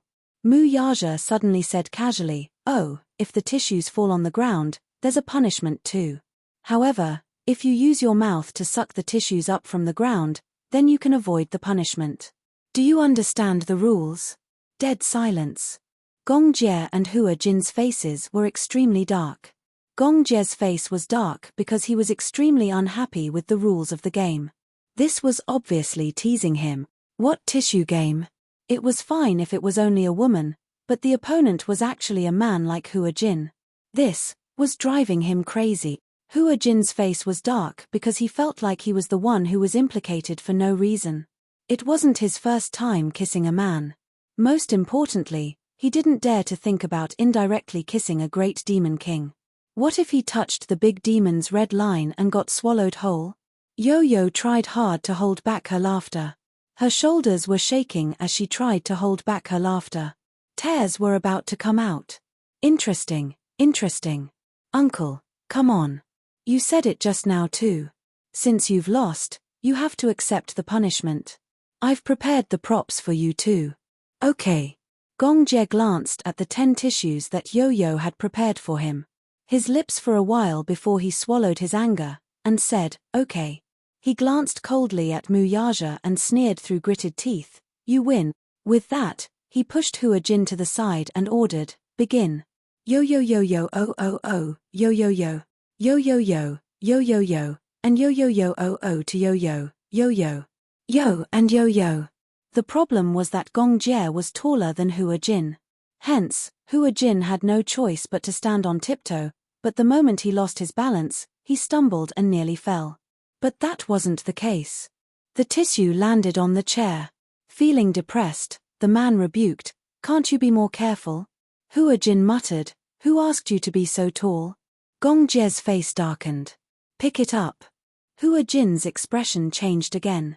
Then, he bent down slowly and sucked the tissue into his mouth. Chapter 22:45. Gong Jie's broad palm held the back of the man's neck firmly as his thin lips pressed down on the latter's, sucking the tissue away with a suction force. Hua Jin was slightly taken aback by this gesture. Usually, this gesture was only used when a man was kissing a woman. Every detail showed the man's unique domineering and subtle gentleness. Just as he was stunned, Gong Jie had already moved closer to his lips. It was so cold. His lips were inexplicably cold. But Hua Jin's lips were very warm. The tissue was very thin, as if there was air between them. At the moment of contact, Hua Jin could almost clearly feel Gong Jie's soft and slightly cold lips. His breath blew against his face. In the blink of an eye, Gong Jie sucked the tissue away from his mouth. Hua Jin was slightly stunned. His eyes widened, and his fingertips involuntarily caressed the lips that were still slightly warm. His face and ears were red, and his heart was beating like thunder. At this moment, Gong Jie had already turned around and walked briskly towards the trash can. He aimed at the trash can and gently threw the tissue into it. He deliberately bent down, afraid that if the angle was too high, the tissue would float elsewhere. The first one is a success. Yo-Yo cheered him on. There are still 9 more. Uncle, you can do it. Gong Jie was speechless. Hua Jin was speechless. Both of their faces darkened, especially Hua Jin. He wanted to cry. What was this? He was innocent, okay? Yun Shusha covered her face helplessly. She was speechless. This game really hurts my eyes. Yo-Yo didn't know whether to laugh or cry. Only a black-bellied person like Daddy would come up with such a disgusting game. Little Munchin's voice was very soft, but it was still heard by Mu Yaja. He flicked Little Munchin's head and said unhappily, don't talk bad about Daddy. Wu, Gong Jie and the other 2 followed the same process and completed the game one by one. In fact, this game was not difficult at all. The main reason was that the 2 men were kissing mouth to mouth in disguise, so it was inevitable that they would feel awkward and uncomfortable. This was especially true for Gong Jie, a typical straight man. This was his first time kissing a man. Although there was a piece of tissue between them, the tissue was so thin that it was basically non-existent. Through the tissue, he could still feel the shape of her lips and breath. Therefore, when the game was over, the 2 of them returned to their seats with a sour expression. In particular, Gong Jie's face was ashen and gloomy. Continue. Gong Jie said aggressively. When Yo-Yo saw this, she couldn't help but open her pink lips and exclaim, wow, Uncle is so cool. His morale is off the charts. I want revenge, Gong Jie vowed solemnly. Then, he shuffled and cut the cards. His movements were so swift that it was dazzling. It seemed that Uncle was starting to get serious. Yes, he had to be more careful. Otherwise, he would also become cannon fodder. In the third round, Gong Jie was the landlord again. Yo-Yo lamented, "Uncle, why do you keep getting the landlord? You're practically a professional landlord. We've only played 3 rounds and you're already in the second round. Do you think I want to get the landlord?" Gong Jie snorted in annoyance. He obviously despised this luck. Chapter 2246. Yo-Yo continued, "It's not easy to play the landlord. I have a lot of bombs in my hand and 4 aces. Uncle, you're bound to lose." Gong Jie sneered, "You're bragging." Yo-Yo snorted and said, "Let's wait and see." Gong Jie was the first to play. It was a straight of 7 cards. However, Mu Yaja threw out an 8 in the next second and dominated the scene. He played the biggest card since it was a straight of the top. Unless it was a bomb, there was no other way. The moment Mu Yaja played his cards, he immediately ruled out the possibility of him being the landlord. Who would block their own family's cards? Hence, no one could stop Mu Yaja from playing his cards. However, just as his cards were about to run out, Yo-Yo's sharp eye spotted a card in the pile of cards that Mu Yaja played. A 9 of spades. This was the landlord card that Gong Jie had called out. He was the first to discover it. The others also discovered it one after another. "Daddy, you're the landlord?" When Yun Shusha saw this card, she turned pale with fright. She had always thought that Mu Yaja was her teammate. Hence, when Mu Yaja played his cards, she did not have her guard up. In the end, she did not expect him to be the landlord. Gong Jie, on the other hand, was equally baffled and confused. "You're the secret landlord?" Mu Yaja admitted frankly and nodded. "Yeah." Gong Jie was immediately enraged. "Then why did you keep betting on my cards?" Mu Yaja casually said, "I just don't like you." Everyone was speechless. Gong Jie was once again confused. Yun Shusha did not say another word. This time, she could not let Mu Yaja play his cards. She immediately blew up and sealed it. This time, the landlord's side was out of ammunition and food. Mu Yaja's hand was very smooth. Originally, he only had 1 bomb in his hand, but this bomb had already been used to bet on Gong Jie's hand. The 2 bombs in Gong Jie's hands also blew up Mu Yaja. Now, he had no more cards to play. Yo-Yo had a lot of cards in his hand. Initially, he thought that Daddy was his teammate, so he had been going easy on him. However, when he found out about Daddy's identity, he immediately started throwing his cards. Gong Jie and Mu Yaja stared at each other helplessly. They had no more cards to play. Yun Shusha, Yu, and Hua Jin could be considered to have a tacit understanding of each other, so they won easily. Gong Jie threw down his cards and cried out gloomily, "This is an internal strife. He could have won. Brother-in-law, do you have any standpoint? Why are you betting on me when you have such good cards?" Mu Yaja said that famous phrase again, "I just don't like you." Gong Jie was furious. Yun Shusha immediately became the peacemaker and mediated, "Aya, no matter what, you've already lost. Both of you should accept your punishment obediently, right?" Yo-Yo clutched his stomach and laughed. Originally, he thought that Daddy was his teammate. This time, Uncle was going to lose again. He didn't expect the outcome to be reversed. Uncle had indeed lost, but Daddy had also lost. He laughed loudly. He was overjoyed. Gong Jie lost dejectedly. It was fine if he lost, but this time, he felt very sullen. "How should we punish them?" Yo-Yo pursed his lips coldly. Gong Jie looked a little timid. This little guy was also a first-class black-bellied person. He didn't know what kind of rotten idea he would come up with this time. Hua Jin and Yun Shusha, on the other hand, were calm and composed. "How about this, Uncle? You and Daddy will interlock our fingers until the end of the next round." Gong Jie widened his eyes in shock. "Are you kidding?" Chapter 2247. Mu Yaja glared at him coldly. "Don't mess around. You must accept your loss. You must accept your loss." Hurry up and hold hands. Otherwise, if you don't do as I say, I'll think of something more fun, okay? This was considered a threat. At the thought of Yo-Yo's little head, who knew what terrible punishment she was thinking of? Gong Jie and Mu Yaja looked at each other in disdain. Then, they gritted their teeth and reached out to each other. However, just as their hands touched each other's fingertips, Mu Yaja retracted his hand in disgust and said coldly, "How disgusting." Holding hands with a man gave them goosebumps. Gong Jie's lips twitched. Then, he said coldly, "Brother-in-law, you still have the cheek to say that. If you weren't a hindrance, would you need to be punished?" Mu Yaja sneered, "Who told you to pick me as your teammate?" Gong Jie replied angrily, "If I knew that the 9 of spades was in your hands, I wouldn't have picked you even if I died." Yo-Yo couldn't stand it anymore. She urged, "Hurry up, don't waste time. Isn't it just holding hands? What's so difficult about that?" Mu Yaja and Gong Jie glared at him in unison. Their eyes were full of resentment. "Change the punishment," Gong Jie demanded righteously. Yo-Yo glanced at him calmly. Then, she agreed readily. "Okay, then you can kiss." Gong Jie was speechless. Mu Yaja was speechless. Yun Shusha covered her face. This guy was really two-faced. He actually made 2 men who didn't get along and were even incompatible like fire and water kiss each other. How cruel. What punishment could be worse than this? Gong Jie complained, "Yo-Yo, are you trying to turn your daddy gay?" Mu Yaja coldly snorted, expressing his stance.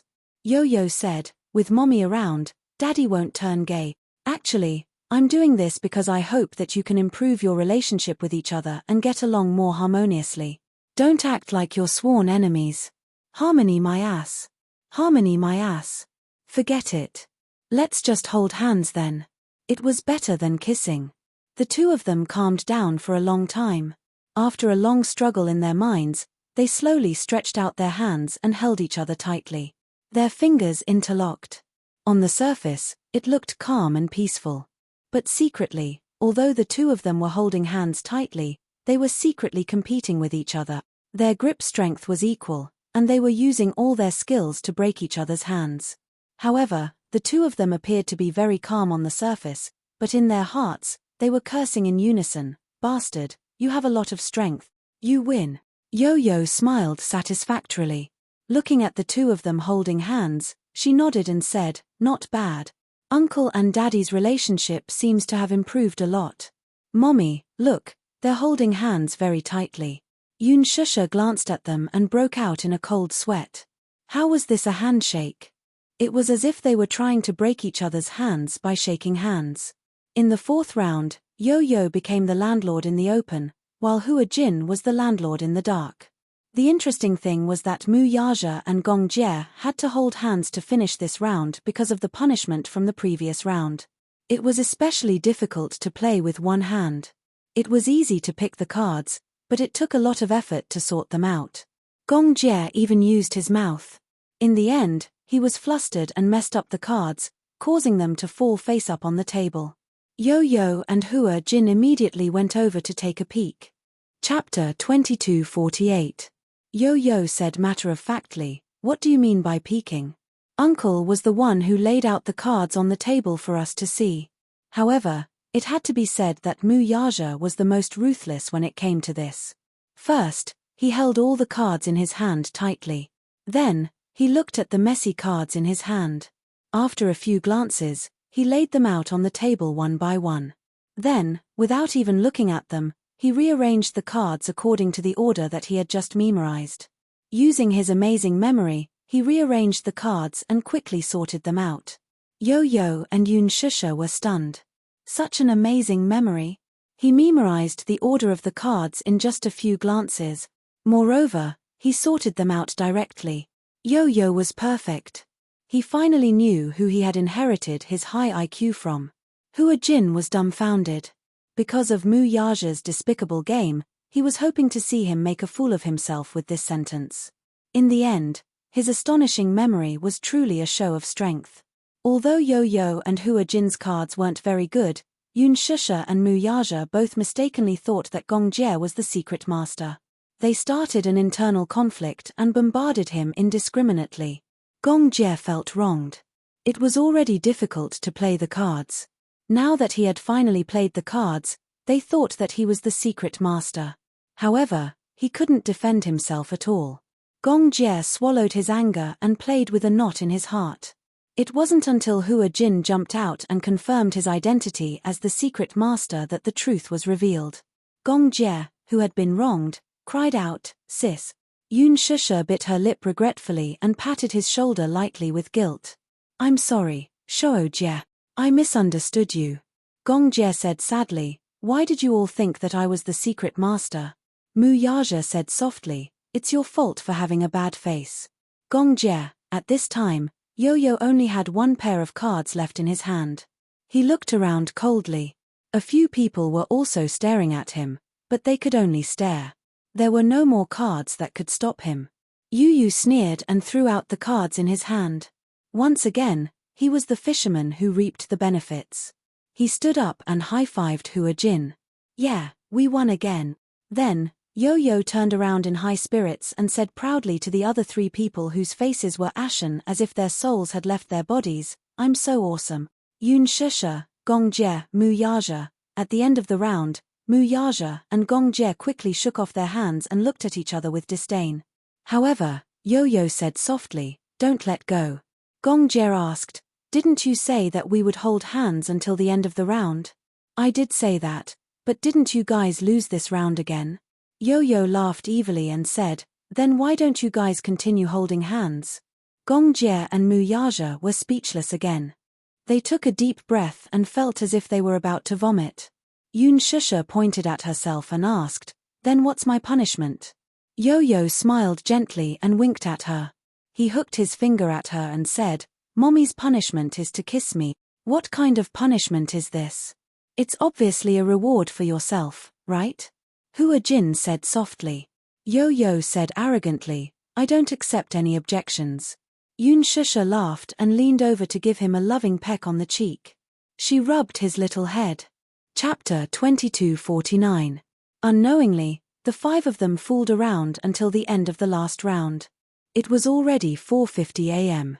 However, even though it was already very late, it did not affect their mood at all. However, Yo-Yo was sleepy and wanted to sleep. Hence, Yun Shusha carried him back to the room and coaxed him to sleep. Once the little devil fell asleep, the game naturally could not continue. As for the other big devil, he was still very energetic. Most of the three men present had multiple jobs and were working day and night. Especially Gong Jie, who often flew around the world due to the international time difference, so he was not sleepy at all. As for Hua Jin, he was already used to staying up late to film. Hence, at this time, he did not feel very tired. Mu Yaja was even more so. Before this, he often worked overtime until 4 a.m. Hence, his biological clock was already used to such a late time. However, now that he had a family, his wife and children were waiting for him at home. Naturally, he would not arrange his work to be too late and would start working very early. The four of them sat at the table. Seeing that the game could not continue, Yun Shusha brought over a tray of snacks and poured a cup of tea for each of them. Then, they sat down and chatted for a while. At 5 a.m., Yun Shusha finally could not take it anymore. She yawned loudly and said that she was sleepy and wanted to go back to her room to rest. Hua Jin also wanted to go home, but Yun Shusha said, "It's already so late. Why don't you rest here? There's a guest room upstairs. Won't this disturb you?" Hua Jin asked worriedly. Yun Shusha was about to speak when a cold voice interrupted her. A cold voice sounded from the side, "Yes." Yun Shusha turned around in surprise and saw Mu Yaja looking at her with disdain. "So hurry up and go home." Gong Jie immediately retorted on behalf of Hua Jin. "Brother-in-law, you're not cute at all. Actually, you just can't accept it, right? Just now, when we were playing cards, Hua Jin's luck was too good and he beat you to a pulp. That's why you're upset. Chimph, a sore loser." Mu Yaja said coldly, "Shut your mouth." Gong Jie glared at him with hostility. Yun Shusha hurriedly stepped forward and mediated, all right, stop quarreling. Shou Jie, you two, Don't go back. Stay here tonight. When Gong Jie heard this, he pretended to be arrogant and said, I want to, but it seems that brother-in-law doesn't really welcome me. Mu Yaja immediately replied, yeah, you're not welcome. Look. Yun Shusha walked over angrily and pinched Mu Yaja's face with both hands. Me. I'm warning you, you'd better be more polite to my Shoro Jie. Mu Yaja's handsome brows furrowed slightly. However, looking at the woman in front of him who was pouting coquettishly, he only smiled dotingly. He held her hand nonchalantly and pecked her fingertips. All right, I won't say anything else. That's a good boy. Yun Shusha smiled happily and reached out to pat his head gently. Then, she led Hua Jin and Gong Jie up to the second floor while chatting cheerfully. There were 3 guest rooms, a living room, a study, and a private bathroom on the second floor. After settling them down, Yun Shusha took 2 cartons of milk and returned to her room. Chapter 2250. The showerhead splashed water. Mu Yaja stood under the showerhead and allowed the water droplets to fall on his body. He watched as the clear droplets slid down his well-defined and defined skin. It had to be said that his body was comparable to an international model. The inverted triangular figure, the standard golden ratio, and the well-defined mermaid line, all of them were full of hormones. Especially his waist, his 8-pack abs were firm and powerful. His body was very firm, but this kind of firmness was definitely not like those muscular men who looked shiny and oily. He was not thick, but his perfect muscles gave people a great visual impact. It was only when it came to him that Yun Shusha deeply felt what a real visual feast was. Yun Shusha bit her lip and said in a daze, "Hubby, you're so sexy." Mu Yaja looked back and stared at her for a while. Suddenly, he laughed and said, "My wife, why are you having a nosebleed?" "Nosebleed? Yun Shusha was shocked. She didn't have time to think carefully about the playfulness and teasing in his words. She subconsciously reached out her hand to wipe her nose. However, after wiping again and again, she didn't manage to wipe the blood. A certain silly woman then realized that she had been tricked. She immediately raised her head in displeasure and glared at him. "Why do you like to tease people so much?" Mu Yaja smiled mischievously. Then, he hooked his finger at her and said in a deep voice, "Come here." His voice was very low, and his extremely magnetic voice resonated in the shower room with a kind of bewitching resonance. Yun Shusha seemed to have been bewitched. She walked over as if possessed. When she was close enough, she sized him up. "What?" Mu Yaja suddenly reached out an arm from the shower cubicle, grabbed her hand tightly, and pulled her into the shower cubicle. Before Yun Shusha could react, she was drenched by the shower head. She only felt the world spinning. When she came back to her senses, she was already pressed against the wall by a certain vile man. Mu Yaja's naked body covered her like a mountain. Her petite body was controlled by him in this narrow space, with nowhere to run. The milk carton fell to the ground with a thud. The milky white milk dripped along the floor and flowed down the drain. Yun Shusha looked at him in surprise. Her gaze then fell on his chest, which was so sexy that it was almost suffocating. She involuntarily sucked in a breath of cold air and stammered, My clothes are all wet, sigh. It's okay." The man lowered his eyes and lowered his wet eyelashes. The two of them snuggled intimately together.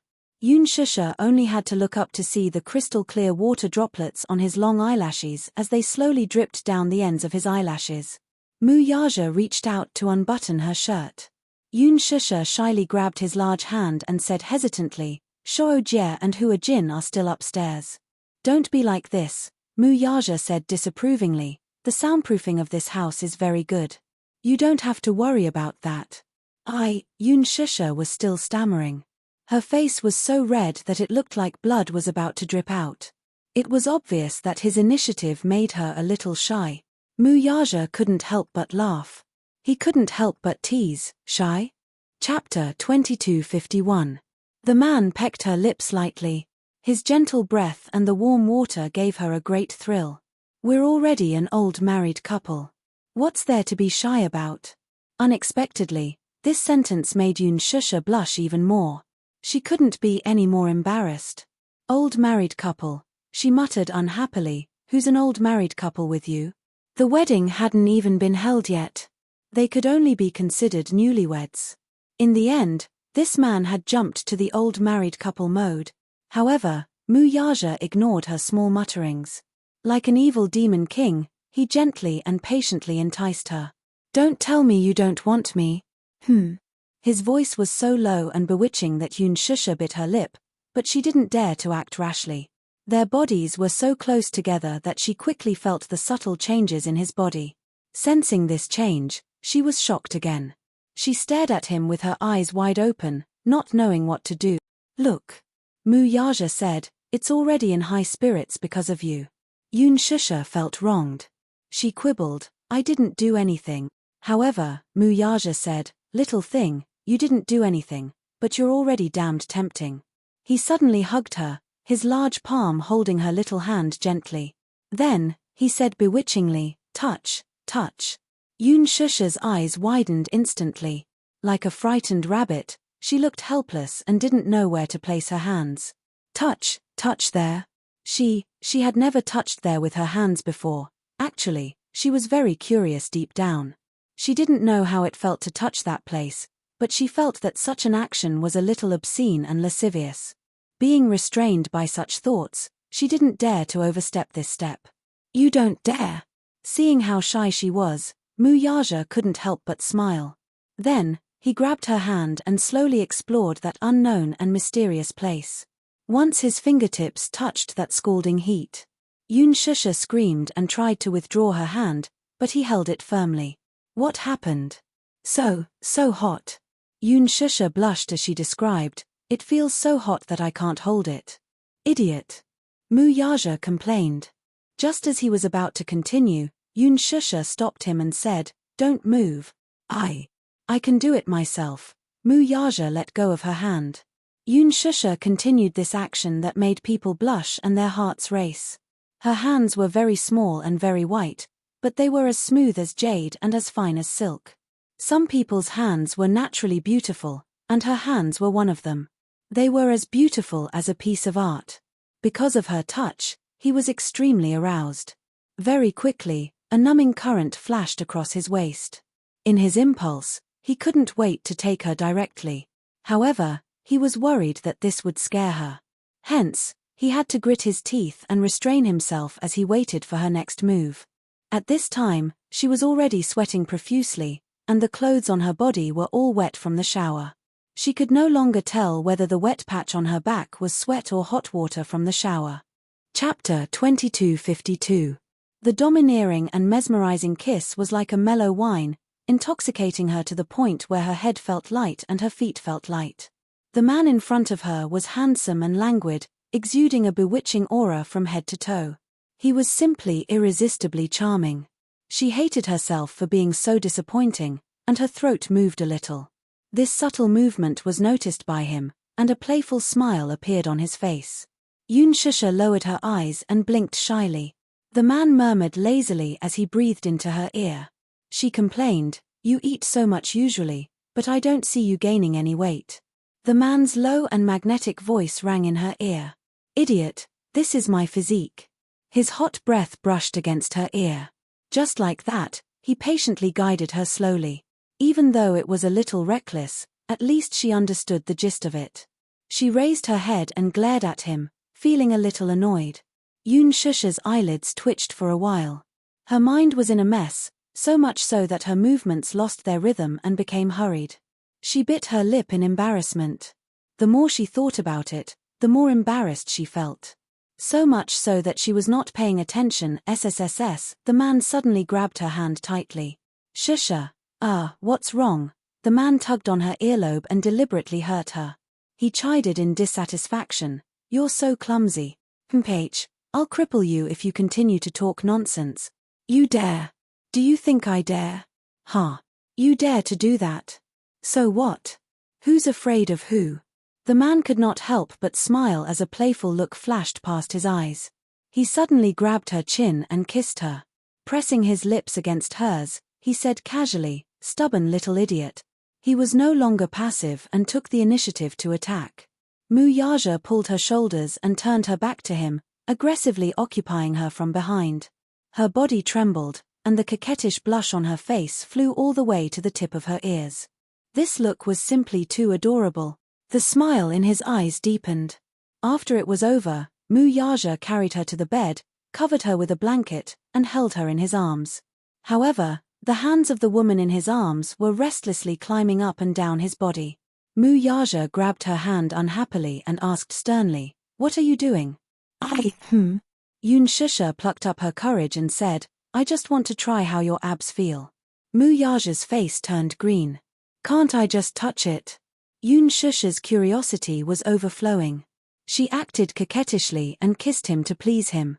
"Just satisfy my curiosity." "No." The man refused mercilessly. Yun Shusha pouted and complained, "You're so heartless. Why did you let me touch you when you were feeling comfortable? Why are you not letting me touch you now?" Stingy. Which Mu Yaja ignored her and held her hand firmly, refusing to let her have her way. Since he refused to let her, her rebellious heart rose and she reached out to touch him. However, the moment she reached out, the man turned around and avoided her touch, unwilling to let her touch him. Yun Shusha began to attack him without restraint. She pushed and punched him, and the two of them started to mess around under the blanket, pushing and shoving each other. Chapter 2253. But the moment she stretched out her hand, the man turned around and avoided her touch, unwilling to let her touch him. Yun Shusha started to attack him without restraint, pushing and punching him. The two of them started to mess around under the blanket, pushing and shoving each other. In the end, the two of them were sweating profusely, but Yun Shusha was still unwilling to give up. It was as if she would not give up until she achieved her goal. She continued to move her hands all over him, insisting on experiencing that feeling. The man suddenly flipped over and pinned her under him. He said, "I'll let you touch me, but you'll have to bear the consequences." Yun Shusha burst out laughing when she heard that and retorted in exasperation, "What consequences can there be? It's not like you'll break it." HMPH. Since you think so." As the man said this, he grabbed her little hand and moved it downwards. Yun Shusha finally got what she wanted. However, once she achieved her goal, her heart started to beat even faster. Thump, thump, thump. Coincidentally, the man pinned her under his body. The sonorous and powerful heartbeat in his chest echoed in her ears. She had only touched him lightly with a smile, but very quickly, it was as hot as steel again. Yun Shusha's mind was filled with question marks. What's going on? She didn't do anything. All she did was touch him. How did he return to this state? Was there ever a time when this man was exhausted?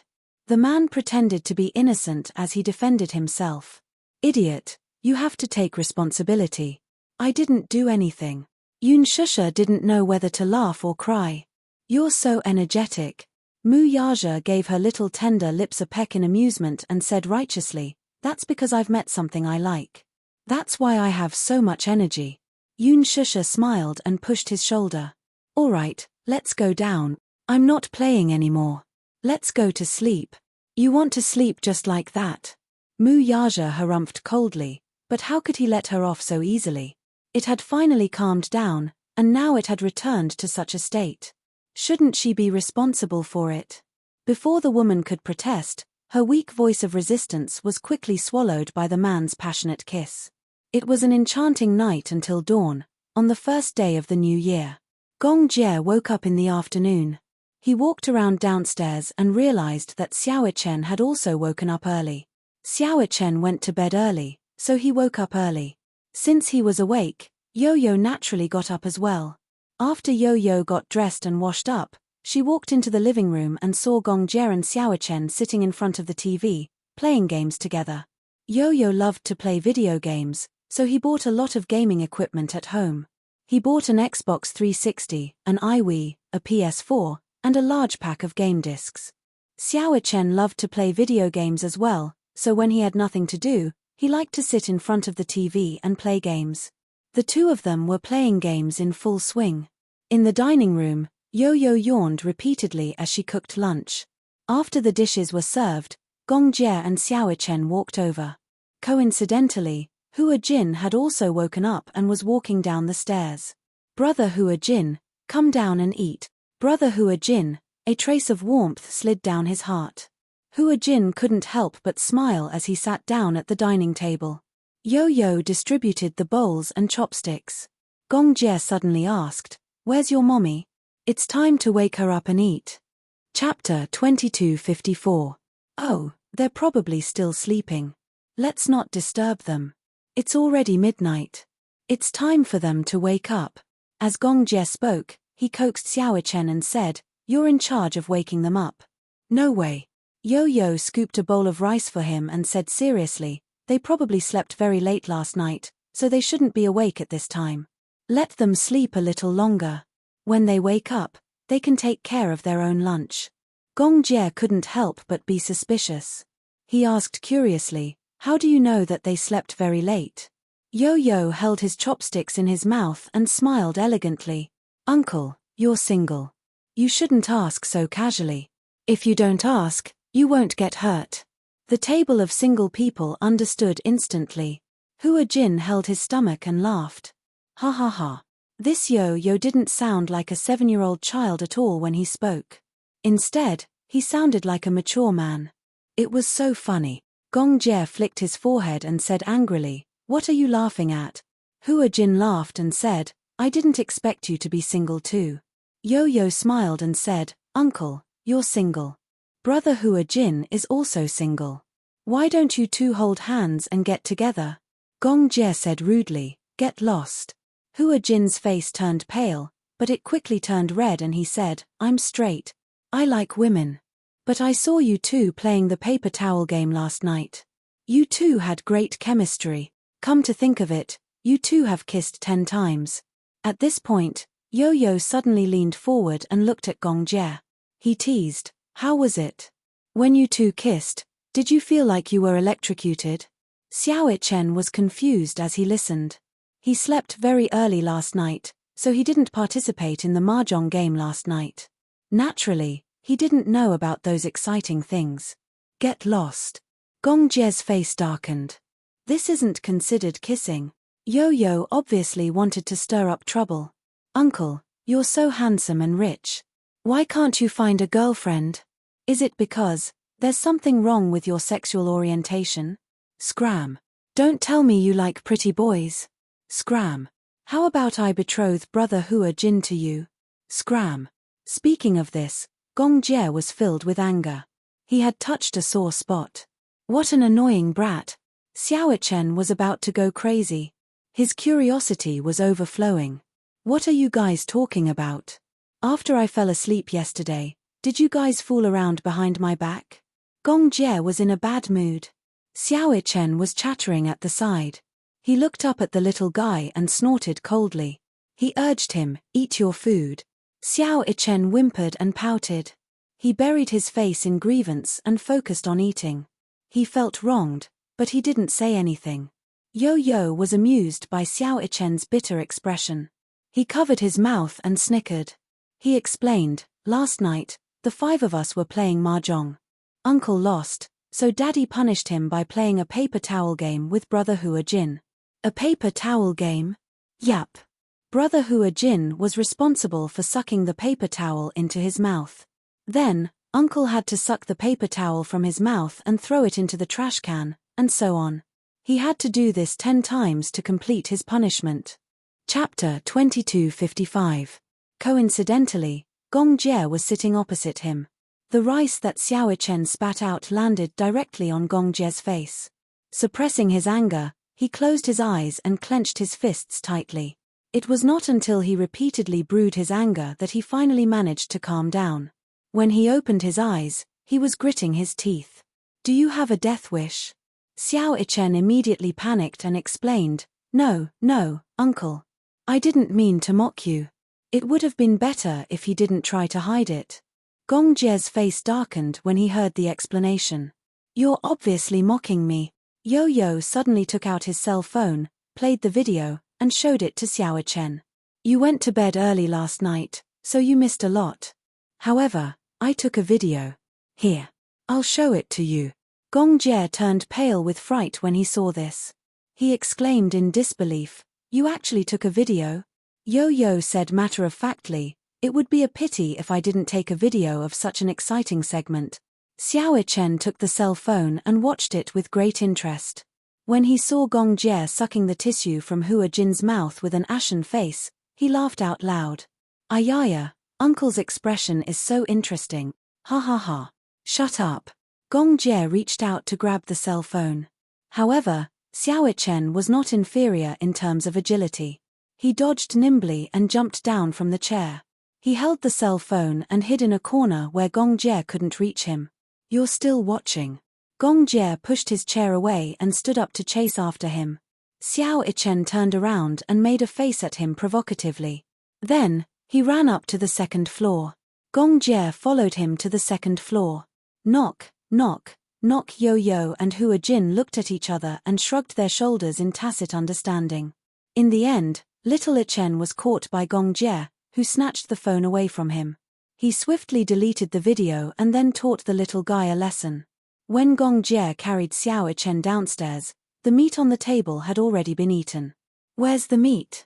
On the sofa, Hua Jin and Yo-Yo hugged their round bellies and licked their lips. It's all in our stomachs. Gong Jie was speechless. That move just now couldn't have been to lure the tiger away from the mountain, right? Yu reprimanded them righteously. Who asked you to be so restless? Eat your food properly. Don't blame us if you can't get the meat. Feeling angry and aggrieved, little Chen complained, Yu, you're too much. You did this on purpose. As they spoke, the two little guys started to mess around. Gong Jie watched in silence. All of a sudden, he smiled knowingly. These two little nephews were really two little elves. They were both cute and mischievous. He was a little envious but also had an inexplicable yearning. It was probably a very blissful thing to be able to have such a peaceful life. The two kids messed around and made a lot of noise. It unexpectedly aroused his desire for a family. Since he was young, his concept of family was very cold and vague. To him, the Gong family was more like a huge royal family than a simple and ordinary family. All the family members had their own missions. Even when he was young, he couldn't mess around like this without any scruples. In the face of huge benefits, every family member was eyeing covetously. Therefore, Gong Jie had always been vague about the concept of family. He only thought that family was just a place to stay. Chapter 2256. If his father knew that he had two adorable grandsons, he would be overjoyed, right? At this thought, Gong Jie's expression froze. However, would there be a day when they could reunite? On the one hand, he hoped that his father would know that he had two adorable grandsons. On the other hand, from Yun Shusha's perspective, he hoped that his father would never know. This way, he would not disturb their peaceful life. The feud between the Gongs and Mews was not something that could be explained in a few words. The hatred between the Gongs and the Mews was unfathomable. If his father knew that he would never allow his sister to be with Muyaja, he would definitely interfere. His sister would be heartbroken, though. Through this period of understanding, Gong Jie knew that his sister loved that man deeply. Hence, for the sake of his sister's happiness, he would never do anything that would make her sad. No matter what kind of feud existed between the two families, it had nothing to do with Muyaja. Although he hated the Mews, he could not bear to be ruthless toward the man who could give his sister happiness. This was probably what it meant to love the house and its crow. For his sister's sake, he could choose to tolerate Muyaja in all aspects. However, at the same time, he could not confess this matter to his father. He was worried that his father would not be able to accept it. Yes. His father and mother's love was also destroyed by that executioner, Mu Sheng.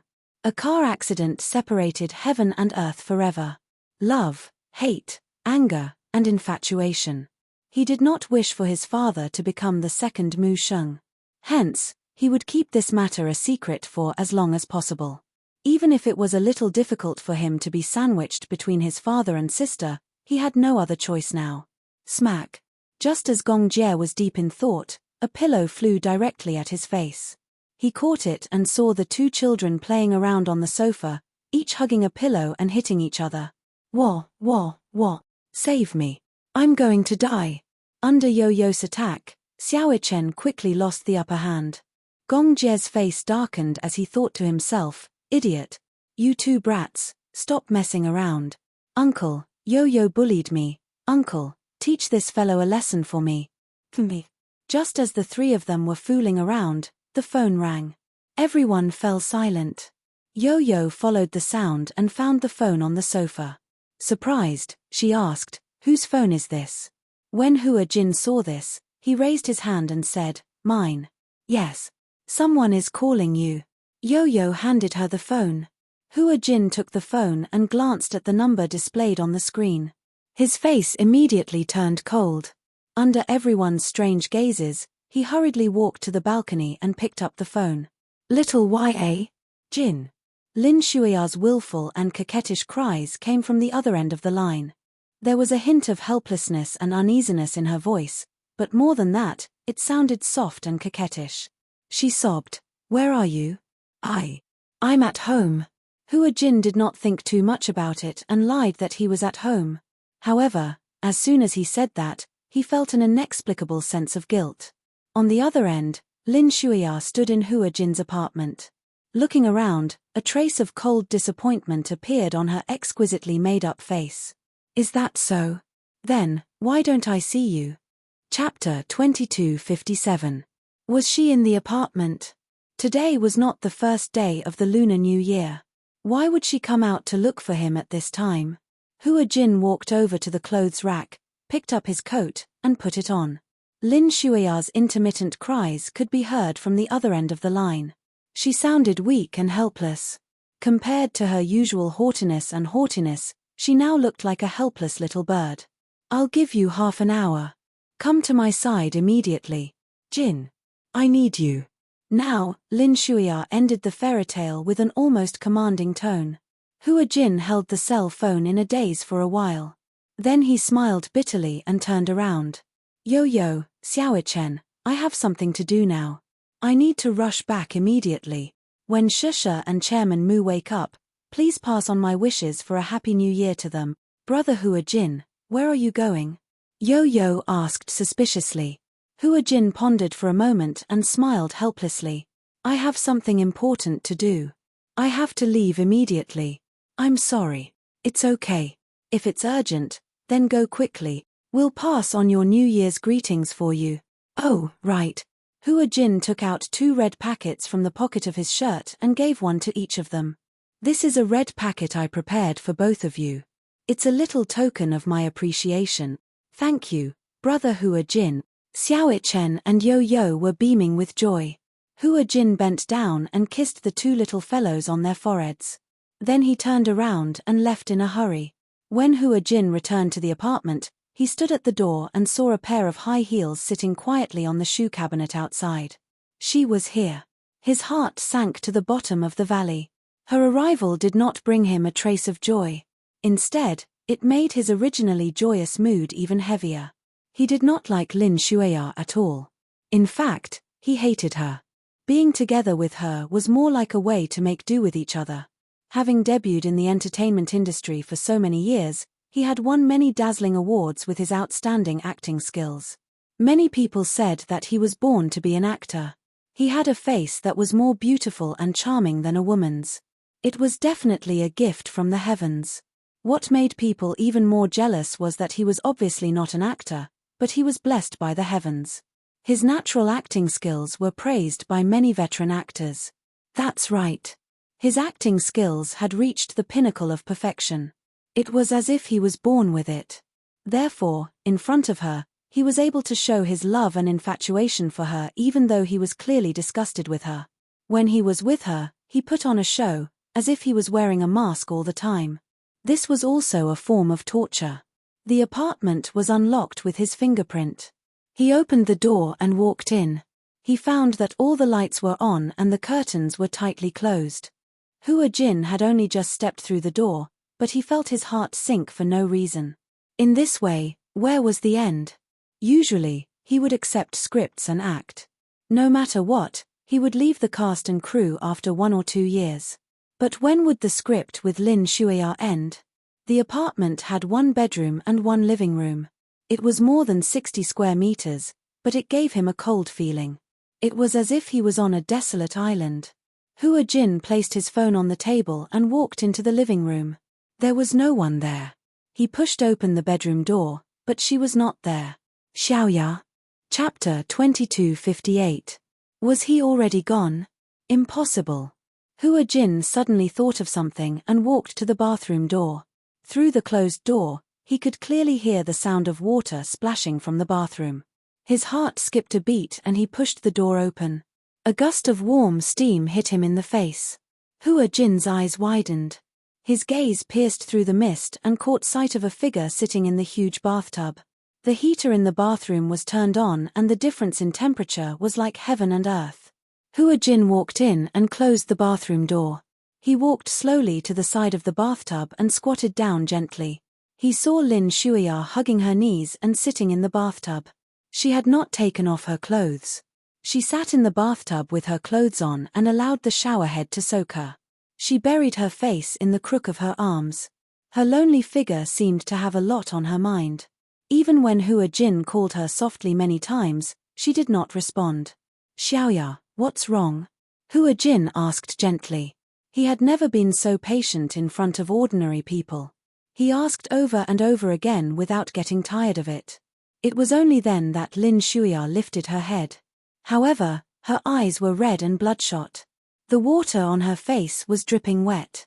For a moment, it was hard to tell whether it was water droplets or tears on her face. What's wrong? Hua Jin saw this and frowned slightly. He could not figure out why she was so despondent. Jin, Lin Shuya suddenly turned around and hugged his shoulders. She mumbled helplessly, "Let's go far away together, okay? Just the two of us. Leave this place and never come back." Hua Jin frowned and was stunned for a moment. He held her shoulders and met her helpless and lost eyes. He could not help but laugh. "Why are you suddenly saying this? My father talked to me last night. He said that he would arrange a marriage between me and the Mu family." Before New Year's Eve, Mu Linfeng found an opportunity to meet Lin Shuya's father, Lin Boxiong. The Lin family was a prominent family in the capital. Perhaps the Lin family could not be compared to the Mu family and the Jiyu family. However, as one of the four famous families, the Lin family was not only a scholarly family, but Lin Shuya's grandfather was also one of the 10 founding fathers of the country. Even though he had retired many years ago, he still held great power. It could be said that the Lin family's background was influential in the capital. Lin Shuya's grandfather was an upright person. Therefore, even though he was not in power and did not speak, he still had a certain amount of prestige. Lin Shuya's father was in politics while her mother was in business. Qin Ju once used these words to describe the Lin family. The Lin family is not comparable to the Song family. Even if the threshold of the Lin family was leveled, they would still be one level higher than the Song family. Although Old Master Lin and Old Master Song were both founding fathers of the nation, the power of the two families could not be compared in the same breath. While Song Enya's father was only a minister, Lin Shuya's father now held an important position with military power in his hands. If it were the Qing dynasty, he would be equivalent to the commander of the 9 gates. His influence was something that the Song family could not compare to. In other words, if the central government wants to deploy troops, they have to abide by the Lin's wishes. Chapter 2259. Mu Linfeng and Lin Boxiong chatted happily. Since both of them held important positions in the Jun district, their conversation naturally went smoothly. Mu Yangcheng was present that day as well. Under Mu Linfeng's repeated reminders, Mu Yangcheng performed well. In front of Lin Boxiong, he was courteous, humble, and elegant. In the face of such a situation, he did not show the slightest bit of stage fright. Lin Boxiong was quite satisfied with him. Previously, news of Mu Yaja's resignation as the head of the family had naturally reached the Lin family and his ears. Lin Boxiong appeared calm on the surface, but deep down, he knew very well that Mu Linfeng wanted to support Mu Yangcheng to become the head of the Mu family. At the mention of Mu Yaja, Lin Boxiong sighed again and again, feeling that it was a pity.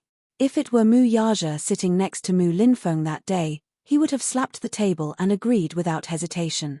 Lin Boxiong had met Mu Yaja a few times, and they had also met a few times. His impression of the man was that he was a rather outstanding young talent. Despite his young age, he was brimming with talent. Having been in the business world for many years, he was ruthless and had a unique eye for talent. He was able to bring the Mu Group, which had been in decline, back to its peak. If such an outstanding man were to marry his precious daughter, Lin Boxiong would naturally be overjoyed. Then again, even heroes have a weakness for the charms of beautiful women. When Lin Boxiong learned that Mu Yaja had given up his position as the head of the family for a commoner girl, he could not help but sigh, but he also admired the latter's courage and extraordinary sense of responsibility. Mu Yangcheng was young and handsome, but compared to Mu Yaja, he was nothing. Therefore, Lin Boxiong did not agree on the spot. He only said that after the festival, he would arrange for the two children to meet and have a meal together so that they could get to know each other better. If they felt that they were compatible, the marriage could be settled as soon as possible. Mu Linfeng and Lin Boxiong were two sly old foxes with their own agendas. Mu Linfeng, on the other hand, was bent on boosting Mu Yanqing's power through this marriage alliance, so that he could ascend to the position of the family head in one fell swoop. If he married Lin Shuya, he could rely on the Lin family's influence to secure his position as the family head in the future. What about Lin Boxiong? His heart was heavy with worry. Lin Shuya was his most treasured daughter. At the same time, she was also the most troublesome child. Perhaps it was because she had been pampered too much since she was young that everything went according to her wishes. This kind of pampering had gradually evolved into spoiling. Immersed in such a doting environment, Lin Shuya's character became arrogant and willful. She did things her own way and was unreasonable to the point of being willful. Although she was willful and a little spoiled, it was fine. However, he had not taught his daughter well. He had to admit that. Lin Boxiong thought to himself, anyway, when the time comes, my daughter will eventually be married off. I'll find her a gentle husband who will pamper her and love her. When she has children in the future, she will naturally grow up and become sensible. That was what Lin Boxiong thought, so he just let her be. Little did he know that the more he let her do as she pleased, the more out of control she became. His daughter was actually fooling around with an actor outside. The Lin family adhered to tradition. After all, they came from a scholarly family. Regardless of whether it was a boy or a girl, they paid great attention to etiquette and self-restraint. Chapter 2260. When Lin Boxiong found out that his most beloved daughter was secretly keeping a gigolo in the entertainment industry, he was furious. He had secretly done a background check on this little lover. When he got his hands on the information, he glanced through it and found that it was full of misdeeds. One could only imagine how furious Lin Boxiong was at that time.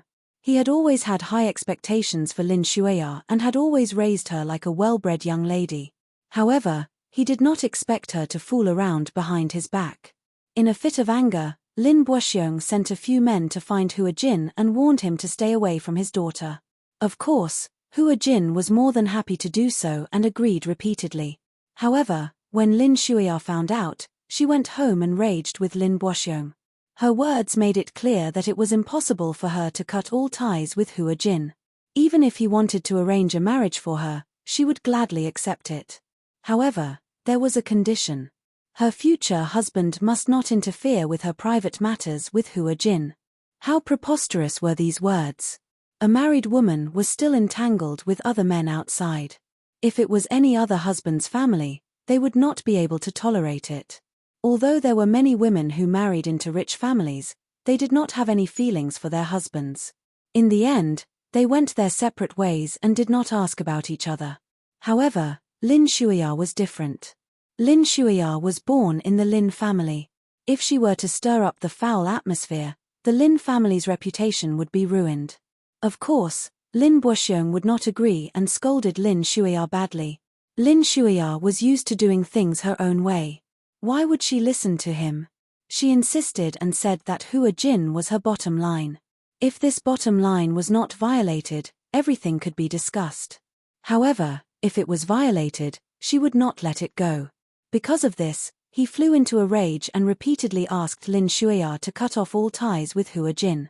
Not only did Lin Shuya not listen to him and cut off all ties with this gigolo, the situation became worse.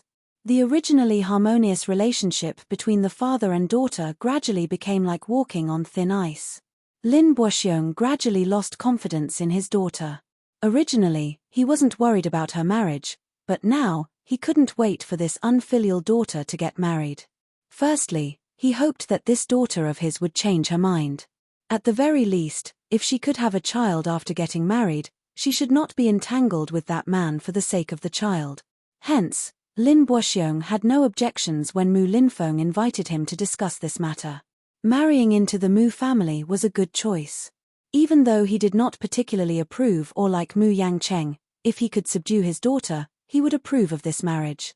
However, when it came to marriage, Lin Boxiong was quite open-minded. He didn't have the final say. He wanted to bring his daughter to meet each other. If they had a good impression of each other, they might as well try to date each other and arrange a marriage. Mu Linfeng agreed and arranged for the two children to meet after the Lantern Festival. When they got home, Lin Boxiong told Lin Shuya about it. Lin Shuya's face immediately darkened, and she immediately refused. However, on this point, Lin Boxiong's attitude was quite unyielding and did not allow for refusal. No matter what you think, it's not up to you to decide on this matter. I'm only telling you this so that you can be mentally prepared. Whether you want to go or not, you have to go this time even if you don't want to. Chapter 2261. After a pause, Lin Boxiong continued, "Also, I'm warning you, don't you dare play any trick. I won't fall for it. When you're on the stage, you have to show me all the good manners that I've taught you. You should know what to do in your heart. If you don't do as I say, I have ways to make you regret it." Lin Shuya could hear the undisguised threat in her father's words. She raised her head abruptly, only to see her father's gaze, which was different from his usual calmness. Instead, it was filled with a bloodthirsty viciousness. She knew that her father was truly enraged and might even resort to some means to make a living. She immediately thought of Hua Jin and cried out, "What are you going to do to Hua Jin? He deliberately tried to lure you into a trap. For a man like him, breaking his legs would be considered going easy on him. I think you've been bewitched by him and have fallen head over heels for him. I think that kid's face is especially good looking. I'd like to see if you'll still be distracted by him if I cut his face and he doesn't have that kind of appearance anymore." Lin Boxiong snorted coldly, his tone scornful and cruel. Lin Shuya immediately screamed in fear, "You can't treat him like this. Dad. Don't force me, okay? I don't want to get married. I don't want to marry anyone else. I just want to stay by Hua Jin's side. I love him. I want to be with him forever and never be separated. Why can't you fulfill my wish?" "Because people are never equal from the moment they're born," Lin Boxiong said coldly. "People are never equal from the moment they're born." Lin Shuya was born noble while Hua Jin was as lowly as a speck of dust. These two people could only exist in parallel worlds and could never cross paths with each other. However, the only reason Lin Shuya and Hua Jin had a temporary intersection was because she appeared when Hua Jin was at his lowest.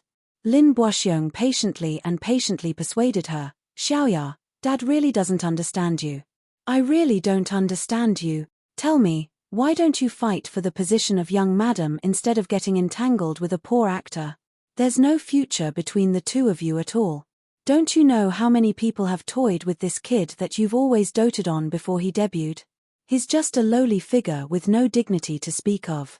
You'll only sully your reputation if you get together with him. Could it be that you really haven't investigated this kid's past?" In the words of the ancient times, this brat was a small prostitute in the ancient times. He was specially used for those influential people to play with. He was born to be a plaything. You'll only be humiliated if you get together with him. How can such a lowly person like him? If this were to spread out, wouldn't it make you and the Lin family a laughingstock? Your grandfather has sacrificed so much for the Lin family. The Lin family's reputation today can't be reduced to ashes because of a single mistake from you. Lin Shuya's face turned pale. "That's enough." Lin Shuya clenched his fists. How was she not aware of Hua Jin? Chapter 2262.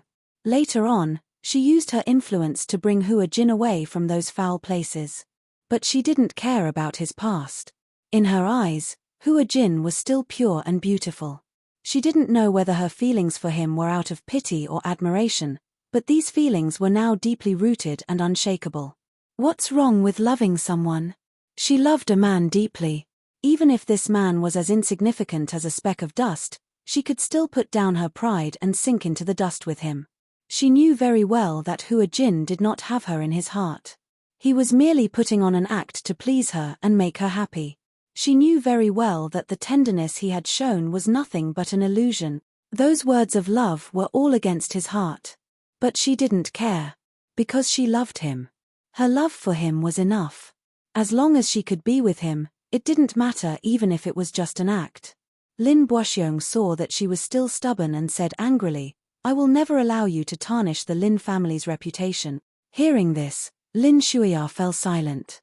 After a long while, she suddenly asked faintly, "Dad, you don't agree with me being with Hua Jin because you're afraid that I'll tarnish the Lin family's reputation, right? Since that's the case, why don't you just kick me out of the family? I'm no longer a member of the Lin family.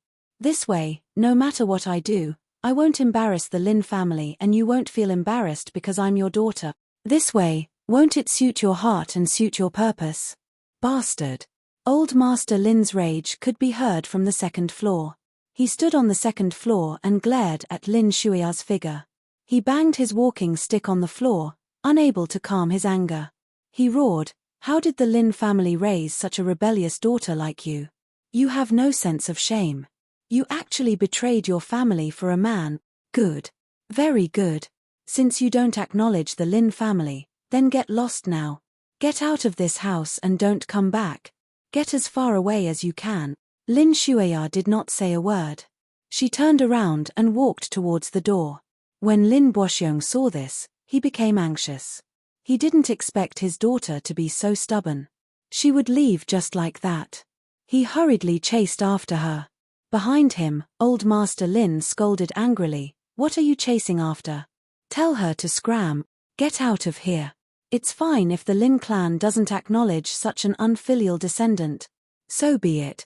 Lin Shuya also lost her temper and left the Lin family without looking back. She wandered the streets all night alone. Because of the new year, the bustling city had become an empty city. She walked to the quiet path and didn't know how long she had been walking. The night was cold and dewy. Snowflakes drifted down from the sky, but she didn't feel the coldness at all. She kept her head down and walked all the way. She walked from the East Ring Road to the South Ring Road. In such a big capital city, she actually walked for an entire night. Until the sun rose on the horizon. This time, Lin Shuya realized that she had unknowingly walked to the door of Hua Jin's apartment. This was probably her last shelter that could accommodate her. "Jin," Lin Shuya hugged his shoulders. She was as despondent and helpless as a child. Hua Jin couldn't help but hug her back. His eyes widened in confusion. Then, he heard Lin Shuya ask helplessly, "Do you really love me?" Chapter 2263. "My father said that if I continue to be entangled with you, he'll chase me out of the family. But, Jin, as long as I'm with you, I'm not afraid of anything." Lin Shuya suddenly became agitated. Her face flushed red as she held his shoulders tightly and said, "As long as I'm with you, even if I'm no longer the daughter of the Lin family, even if my life is dull and difficult, as long as I'm with you, I'm not afraid of anything." After a pause, she pursed her lips as tears streamed down her cheeks. Suddenly, she hugged him tightly and begged in an almost humble manner, "You don't have to worry now. I've already left the Lin family. Last night, I had a showdown with them. I don't want you, I only want you." So, she had already compromised so much for him. Could he love her a little more? Even if this love was out of pity, she didn't care anymore. "Jin, let's be together, okay? Other than you. I don't have anything else. So let's be together, okay?" As soon as Lin Shuya's voice fell, Hua Jin hugged her expressionlessly. Even his heartbeat didn't fluctuate at all. It was so calm that it made one's heart palpitate. She didn't dare to ask any more. From this silence, she saw the answer. All of a sudden, the world collapsed in an instant. Lin Shuya's body went limp and she slowly fell into the bathtub. Her gaze was empty and lifeless. In fact, she already knew the answer to this. No matter how superb Hua Jin's acting skills were, how could Lin Shuya, who was as sensitive as a woman, not be unable to see that his tenderness and adoration were just a facade? Are you just using me? Lin Shuya asked in a daze. She suddenly looked up and said in grief, I've done so much for you. Why are you so stingy with me? I've given up so much for you, even betraying my family. But why don't you even have a place for me in your heart? Hua Jin's expression froze for a moment. He continued to look at her blankly. His gaze fell on her without any emotion. Pity, but only pity. Why aren't you saying anything? Lin Shuya gripped his shoulders tightly, her gaze lingering on his face as she pleaded, Hua Jin, tell me, I want to hear the truth. I don't want to deceive myself anymore. You don't have to act anymore, okay? Tell me, did you really not love me even a little bit, not even a little bit? Even if there's a tiny bit of space in your heart that belongs to me, that's good enough. Hua Jin remained silent. Say it, Lin Shuya urged, her heart trembling with fear. As long as Hua Jin said that he liked her a little or cared about her, she would be fearless. Even if the world collapsed, she would have no regrets. He was the only one who answered, even if it was just one word. Yes. She would also do it for him until the end of the world, no matter what. However, after a long period of silence, Hua Jin finally looked at her and said, Actually, you don't have to be so stubborn. As he spoke, he reached out and brushed her hand away from his shoulder. This action, however, startled her. Chapter 2264. It was as if the moment she let go of him, a certain kind of bond between them would be completely broken. I don't want to, Lin Shuya said stubbornly, I don't want to. I just want to be with you. But I don't like you. Hua Jin asked out of the blue. Lin Shuya was stunned and stared at him in disbelief. What? You heard me very clearly. When he finally said this, Hua Jin calmed down and said seriously, I don't like you. From the beginning until now, I don't have any feelings for you. It's just that I'm very grateful for your care and attachment to me. But that's all. You're lying. Lin Shuya couldn't believe it. Or rather, she didn't dare to believe such cruel words. She said to herself in self-deception, You clearly said that you love me very much. When they were together, whether it was kissing or being intimate, were all the words of love that he had said to her fake? Were they really fake? Even though she had her doubts, if he had lied to her from the beginning, couldn't he lie to her until the end? However, Hua Jin was exceptionally calm, so calm that it was almost heartless. He looked at her gently and asked, Didn't you want to hear the truth? Sure. Hua Jin's lips curled into a smile. I'll tell you. Lin Shuya suddenly didn't want to listen anymore and turned her head away. However, Hua Jin raised his hand and grabbed her chin, looking at her seriously. He stared at her teary eyes and said casually, Xiaoya, you and I are not compatible in the first place. You're the daughter of a prestigious family, a high and mighty missy with a noble status. What about me? You should have investigated my background and my past, right? Lin Shuya suddenly fell silent. Her thoughts flew and she sank into her memories. The first time she met Hua Jin was at a private banquet. This private banquet was organized by a friend of hers. At the gathering, everyone brought their partners. And the first time she saw Hua Jin, he was beside a middle-aged man. Lin Shuya didn't know that middle-aged man. She heard from her friend that he was the behind-the-scenes boss of an entertainment management company and had a strong backing. And the first time she saw Hua Jin, she was deeply attracted to his delicate and beautiful appearance. The so-called love at first sight was probably nothing more than this. She liked his pair of misty eyes. She liked his quiet and melancholy temperament.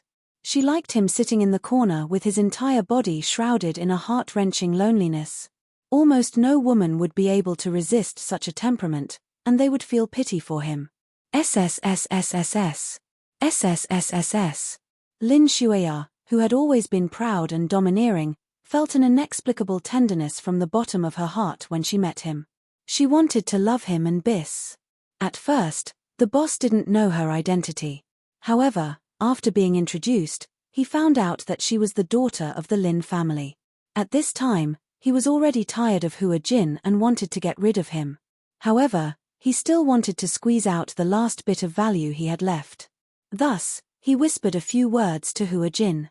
Chapter 2265. Hua Jin understood the meaning behind his words and nodded.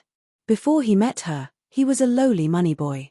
In ancient times, a person like him would probably be the private pet of those rich and powerful people. No matter who appointed him, as long as he was given sufficient resources, he would have to submit to those people like a lapdog under the orders of his sugar daddy. He had resisted before, but the result was imprisonment and violent beatings without seeing the light of day. In the end, he was covered in scars and had to bow to those contemptuous mockery. In this world, the brighter the light, the deeper the darkness behind it. He envied those who walked in the light, but could only curl up in a dark corner and silently lick their wounds. Before he came into contact with this circle, he never knew that men could be played like this. In the face of power, how lowly could a person be? Ordinary people could not imagine how oppressive and painful those days were. It was a life worse than death. He was tired of such a dark and gloomy life. He was treated like a thing that could be bought and sold at will. His personality was lowly and his dignity was cheap. And he had to put on a smile to serve those unrestrained and ugly faces. But his sugar daddy had said that as long as he could settle this woman, he would be freed from such a dark life. He desperately wanted to get away from such a life. This woman gave him a glimmer of hope. After the banquet ended, he stood at the door and silently smoked a cigarette. When Lin Shuya walked out of the door, she did not notice that someone was standing at the corner of the door. Hua Jin held her arm and pulled her into the corner. He held her shoulders and controlled her in this narrow space. Without saying much, he took the first step with his actions. He kissed her deeply. Lin Shuya did not resist, either because she was close to him or because she was looking forward to such intimacy. Perhaps it was because he had just smoked, but there was a faint smell of tobacco on his lips. Lin Shuya hated the smell of cigarettes. But unexpectedly, she did not feel repulsed by such a presumptuous kiss. Instead, she took the opportunity to hug him. When the kiss ended, Hua Jin smiled and asked, "Beautiful lady, would you like to have dinner with me?" His smile had a bewitching charm to it. She had failed to live up to her expectations and was head over heels for him. Even if she was reserved, she couldn't care less. It was as if his heart and soul were about to be taken away by the demoness. When they arrived at the hotel, they booked a presidential suite and spent the night making love. When they were done, he whispered into her ear, "Let me be your pet, okay?" Her whole soul, and what little reserve she had left, were led by the nose. For some reason, Lin Shuya agreed. The next day, Hua Jin's sugar daddy came forward to negotiate with her. As for the conditions of the negotiation, it was naturally not something that could be measured with money. That man didn't lack money. He only lacked resources, and Lin Shuya could give him such resources. After that, naturally, Hua Jin was privately kept by her and became her pet. After he got together with Lin Shuya, his life had indeed undergone a drastic change. He finally moved out of that dark and gloomy basement dormitory. Chapter 2266. In that kind of dormitory, to be precise, even a dog could only wag its tail. Lin Shuya rented a luxurious apartment in the city center for him. It had one bedroom and one living room, and it was a place for the two of them to spend time together. Before that, Lin Shuya had never had a man by her side. Hua Jin was her first and only. She gave him lots of love, a house, a car, and even his debut in the entertainment industry later on. She was the one who pulled the strings. At the beginning, Lin Shuya did not fall too deeply into this relationship. She repeatedly told herself to treat this as a game. Both parties were willing. She was clear about her mission. Her marriage was ultimately not up to her. When she was of age, she should follow her family's arrangements and marry another man. That man was probably from a wealthy family or a prestigious family. In any case, there would be no future between her and Hua Jin. Before that, she might as well play with the man she liked as she liked. It was not a bad idea to have some fun with him. But at the beginning, she had clearly told herself that. However, as the game progressed, she gradually fell too deeply into it. He was like a poppy. When she realized that she had fallen too deeply into it, it was already like drinking poison to quench her thirst. At that time, Lin Shuya was a little afraid. At the end of this game, she would definitely be scarred, right? But even so, Lin Shuya did not want to leave him even though she had the chance. She was a little indignant. She had already done her best, but why, from the beginning to the end, he looked indifferent. He did not even look at her.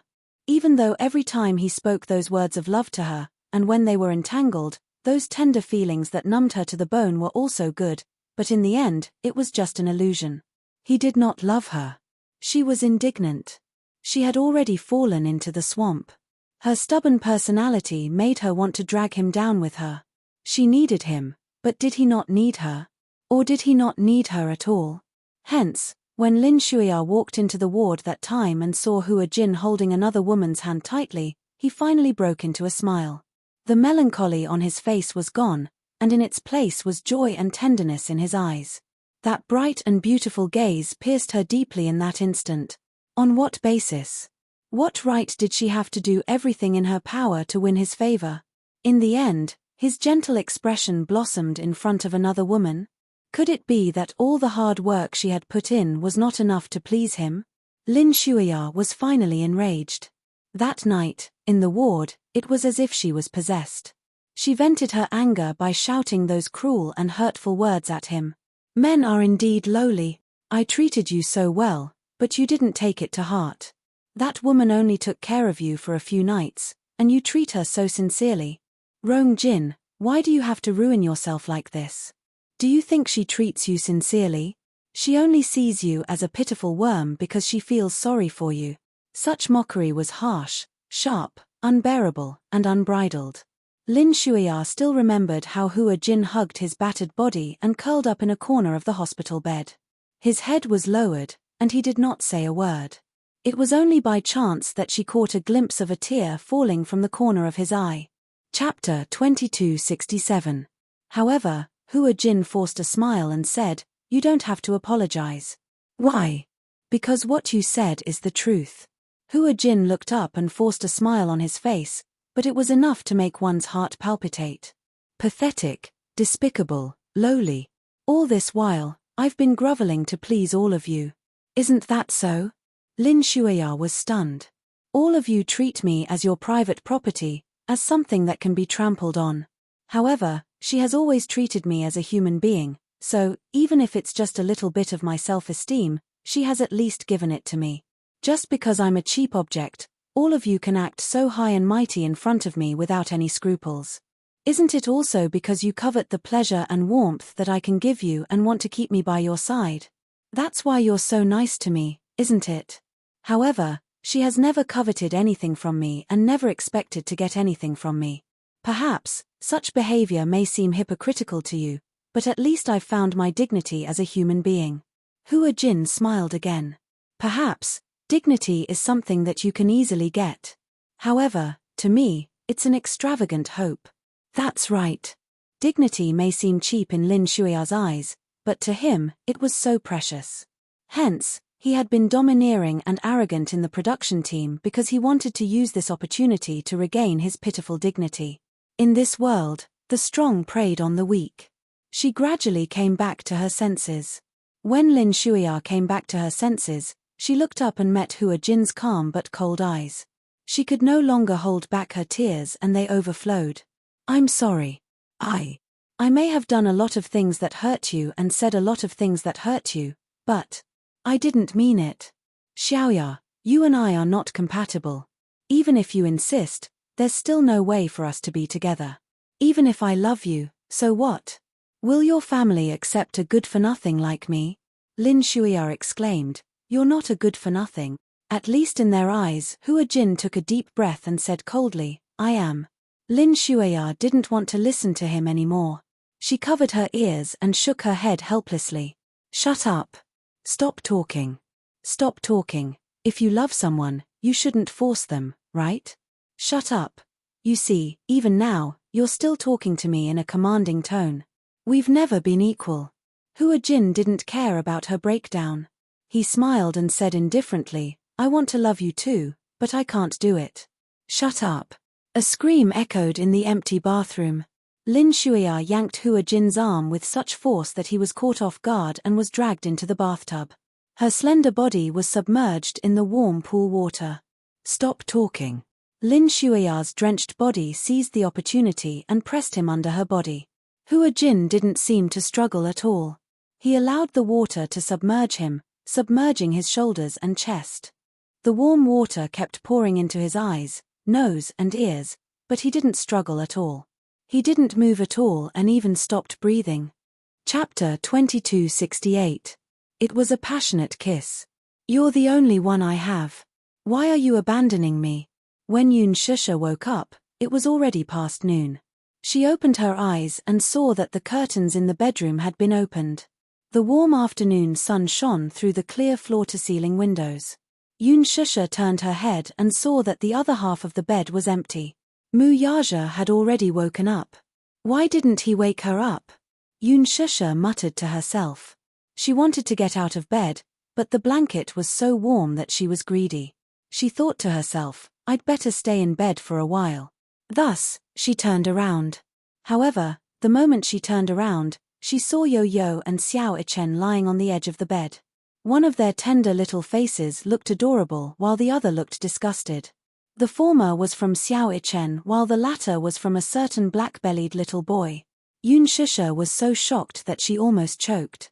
Mommy can really sleep. Little Ichen faintly uttered these words. Yo-Yo looked disgusted and said airily, Daddy is usually so busy. If Mommy continues to be so willful, Daddy will be squeezed dry sooner or later. Ting, Yun Shusha's face instantly turned red. Yo-Yo, you, what nonsense are you talking about? Was she the one who had misunderstood? She felt that Yo-Yo's words had a deeper meaning. Moreover, these words seemed to have a deeper meaning. Squeeze dry, she couldn't imagine that this word had come out of Yo-Yo's mouth. The point was, did he mean what she had imagined when he said squeeze dry? At the thought of this, Yun Shusha's face turned unreasonably red again. Xiao Ichen comforted him, Yo-Yo, don't worry. Daddy is so energetic. Even 10 mommies won't be able to squeeze him dry. Hey, Yun Shusha blushed and said unhappily, where did you learn these words? Xiao Ichen snickered and said, Uncle taught us. Yun Shusha was confused. What did he teach you? Originally, we wanted to wake Mommy up earlier, but my uncle said not to wake you up too early. Daddy and Mommy must be busy until very late at night. I want you to rest more. Otherwise, Daddy won't be able to rest well. Uncle is afraid that Daddy will have kidney deficiency. In the future, Mommy's happiness will be at stake. The more Xiao Ichen talked, the redder Yun Shusha's face became. A murderous look slowly appeared in her eyes. Poof! Yo-Yo hurriedly covered Xiao Ichen's mouth and scolded her angrily. How could you betray your uncle like this? The two little guys suddenly felt a gust of cold air and couldn't help but shiver. They snapped back to their senses and turned to see Yun Shusha sitting up on the bed. She clenched her fists and gritted her teeth. Gong Jie, this rascal, how dare he teach these two little guys such things that are not suitable for children? She got out of bed and changed her clothes. Without even washing her face and brushing her teeth, Yun Shusha stormed out of the bedroom. In the living room, Gong Jie was playing video games with Mu Yaja. When he looked up and saw Yun Shusha storming over, he smiled and said, Sis, you're awake. The next second, Yun Shusha pounced on him. She reached out and twisted his ear 180 degrees. Ah! Chapter 2269. Oh! Gong Jie covered his ears innocently and looked at her pitifully. Sister, you're being ridiculous. Why are you twisting my ears? Yun Shusha glanced at Mu Yaja from the corner of her eye. He was stunned by her murderous aura. She then reacted and pulled Gong Jie to the side. She lowered her voice and said, What kind of things did you teach them? Gong Jie was still confused and shook his head blankly. Yun Shusha punched him. Hurry up and tell me the truth. I really don't know. Gong Jie looked extremely innocent. His eyes were like those of a deer's, blinking repeatedly. It could melt one's heart. However, she didn't fall for it. Tell me the truth. Xiao Ichen and Yo-Yo were hiding in the corner. They secretly watched this scene and felt satisfied. They smiled at each other and gave each other a high five. Poor Gongjie had been pranked by these two black-bellied rascals. In reality, Gongjie was really innocent. He wasn't the one who had instilled those words. Yo-Yo and Xiao Chen had just put the blame on him. Poor Gongjie couldn't answer and was taught a lesson by Yun Shusha. Mu Yaja glanced at the two rascals who were hiding in the corner and laughing non-stop. He hooked his finger at them. The two rascals were like beasts that had been summoned. They eagerly went into his arms. Mu Yaja pinched their noses and questioned, "What bad things have you done?" "Oh, we didn't do anything bad," Yo-Yo said self-righteously. Xiao Chen covered his mouth and snickered. Uncle is so wronged. He was pranked by Yo-Yo. Now, he can't clear his name even if he jumps into the Yellow River. Mu Ya, on the other hand, had a clear mind. The three of them had a tacit understanding. After Yo-Yo explained a little, he roughly understood. Gongjie was unlucky. A black pot flew from the sky and smashed on his face. In the end, Gongjie did not understand why he offended Yun Shusha for no reason and was taught a lesson. Hey! Yun Shusha seemed to have realized something. She suddenly turned around and glanced at the two little kids in Mu Yaja's arms. She suddenly understood something and her face darkened. "You too, Mommy, you woke up so late. We're already being very nice to you by not complaining that you're lazy," Yo-Yo said with a smile. Yun Shusha felt guilty and stammered for a while. She did not have the courage to reprimand them. Poor Gongjie. He took the blame and suffered for nothing. "Hey, where's Hua Jin?" Yo-Yo said. "Oh, Brother Hua Jin received a call. He said that he had something urgent to attend to, so he left first." "Oh," Xiao Chen suddenly said with disdain, "Mommy woke up so late. Luckily, Yo-Yo can cook. Otherwise, if we waited until Mommy woke up to cook, we would be so hungry that our souls would leave our bodies." Yun Shusha looked away guiltily and played dead. Gongjie said, "But then again, Yo-Yo's culinary skills are really impressive. I wonder who she inherited this talent from." As he said this, he quietly looked back and forth between Yun Shusha and Mu Yaja. Suddenly, he said, "Positive from negative?" "Ahem." Yun Shusha cleared her throat awkwardly and explained, "Actually, my culinary skills are not bad. Yo-Yo probably inherited this talent from me, right?" Chapter 2270. Yo-Yo teased her, "Mommy, don't you know how to be embarrassed when you say that?" Yun Shusha waved her fist at him. "Can you stop teasing me? Even if I don't tease you, you won't be able to hold the fort," Yo-Yo said coldly. Yun Shusha was speechless. Yo-Yo patted her shoulder sympathetically. "Just like what Uncle said, negative is positive. Perhaps this is the reason why you and Daddy are two culinary idiots. I have an extraordinary sense of taste when it comes to food. Actually, I have to thank you and Daddy for this." Mu Yaja was speechless. He felt that he had been shot while lying down. Yun Shusha suddenly saw a platinum necklace on the sofa. She walked over and picked it up. She asked curiously, "Whose necklace is this?" Gongjie shook his head. "It's not mine." Yun Shusha looked around again. She didn't remember Yo-Yo and Xiao Chen having such a platinum necklace. It must have been left behind by Hua Jin. Yun Shusha picked up her cell phone and dialed Hua Jin's number, in the shower room. It was quiet and only the sound of Lin Shuia's suppressed and broken sobs could be heard. Even though she was trying to restrain herself, it wasn't difficult to hear the despair in her voice. Hua Jin was pinned under her as he stared blankly at the ceiling. His chest, which was exposed above the surface of the water, felt the warmth of her body. He didn't know if it was the water that was overflowing or her tears. The water in the bathtub flowed continuously and spilled onto the floor. The sound of water splashing was exceptionally clear in this quiet space.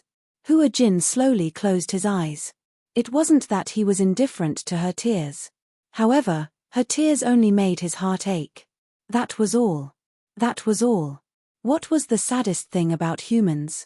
At least, to him, the saddest thing was that he would never fall in love with another woman in this lifetime. Love is nothing but the product of desire. He no longer had any expectations or illusions about love.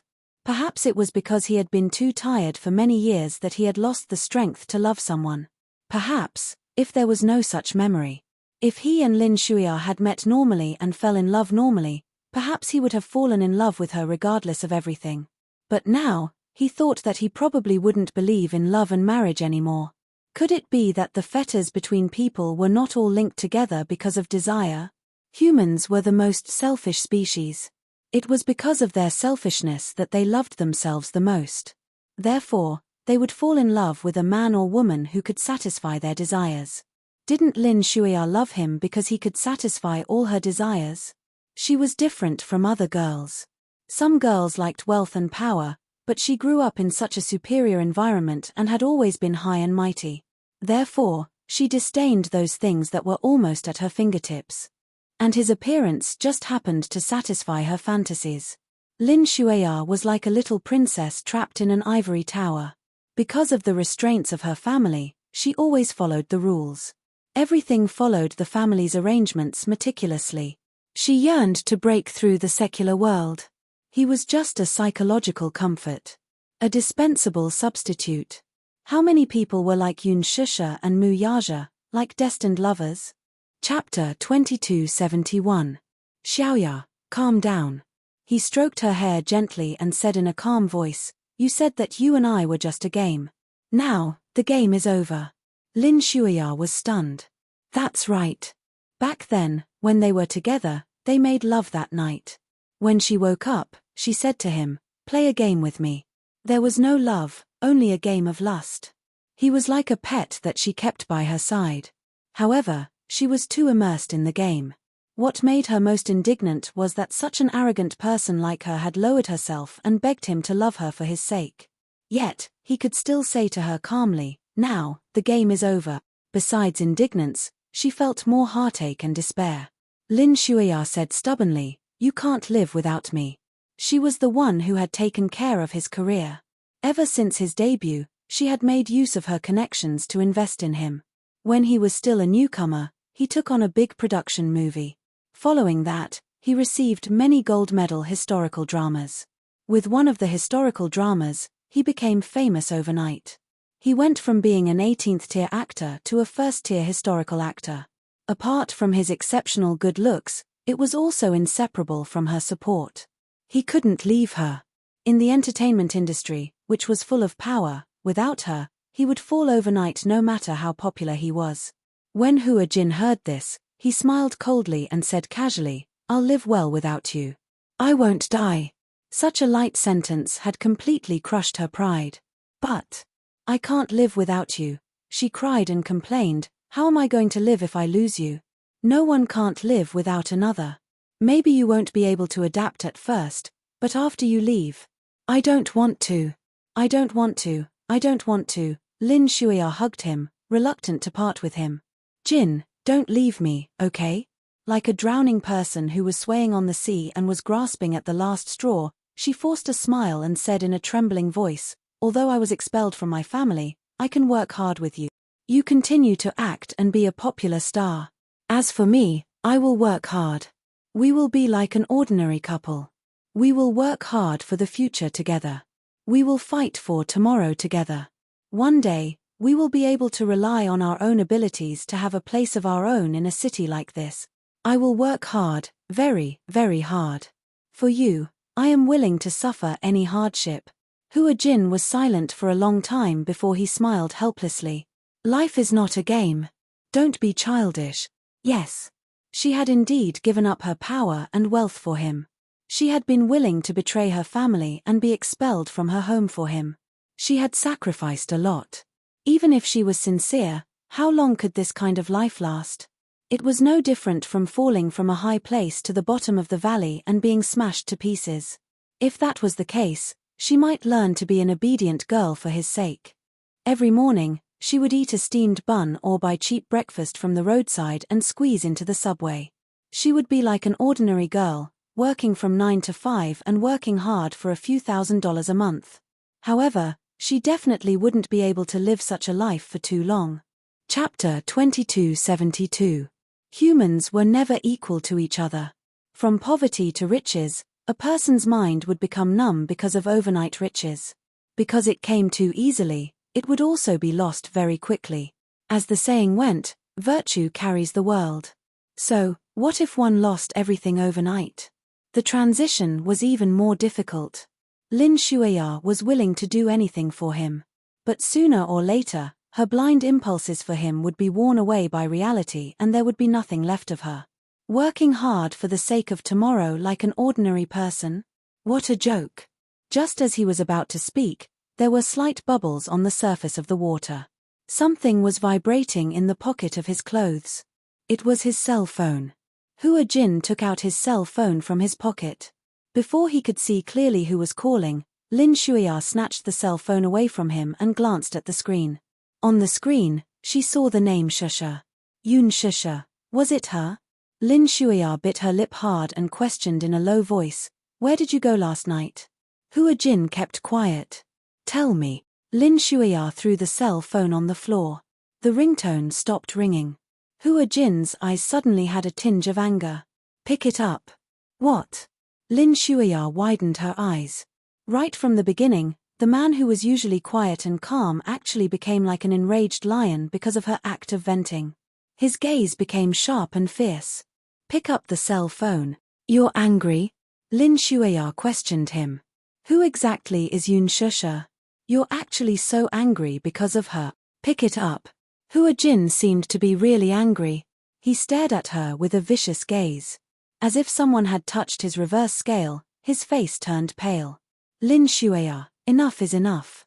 This was the first time he had called her by her full name.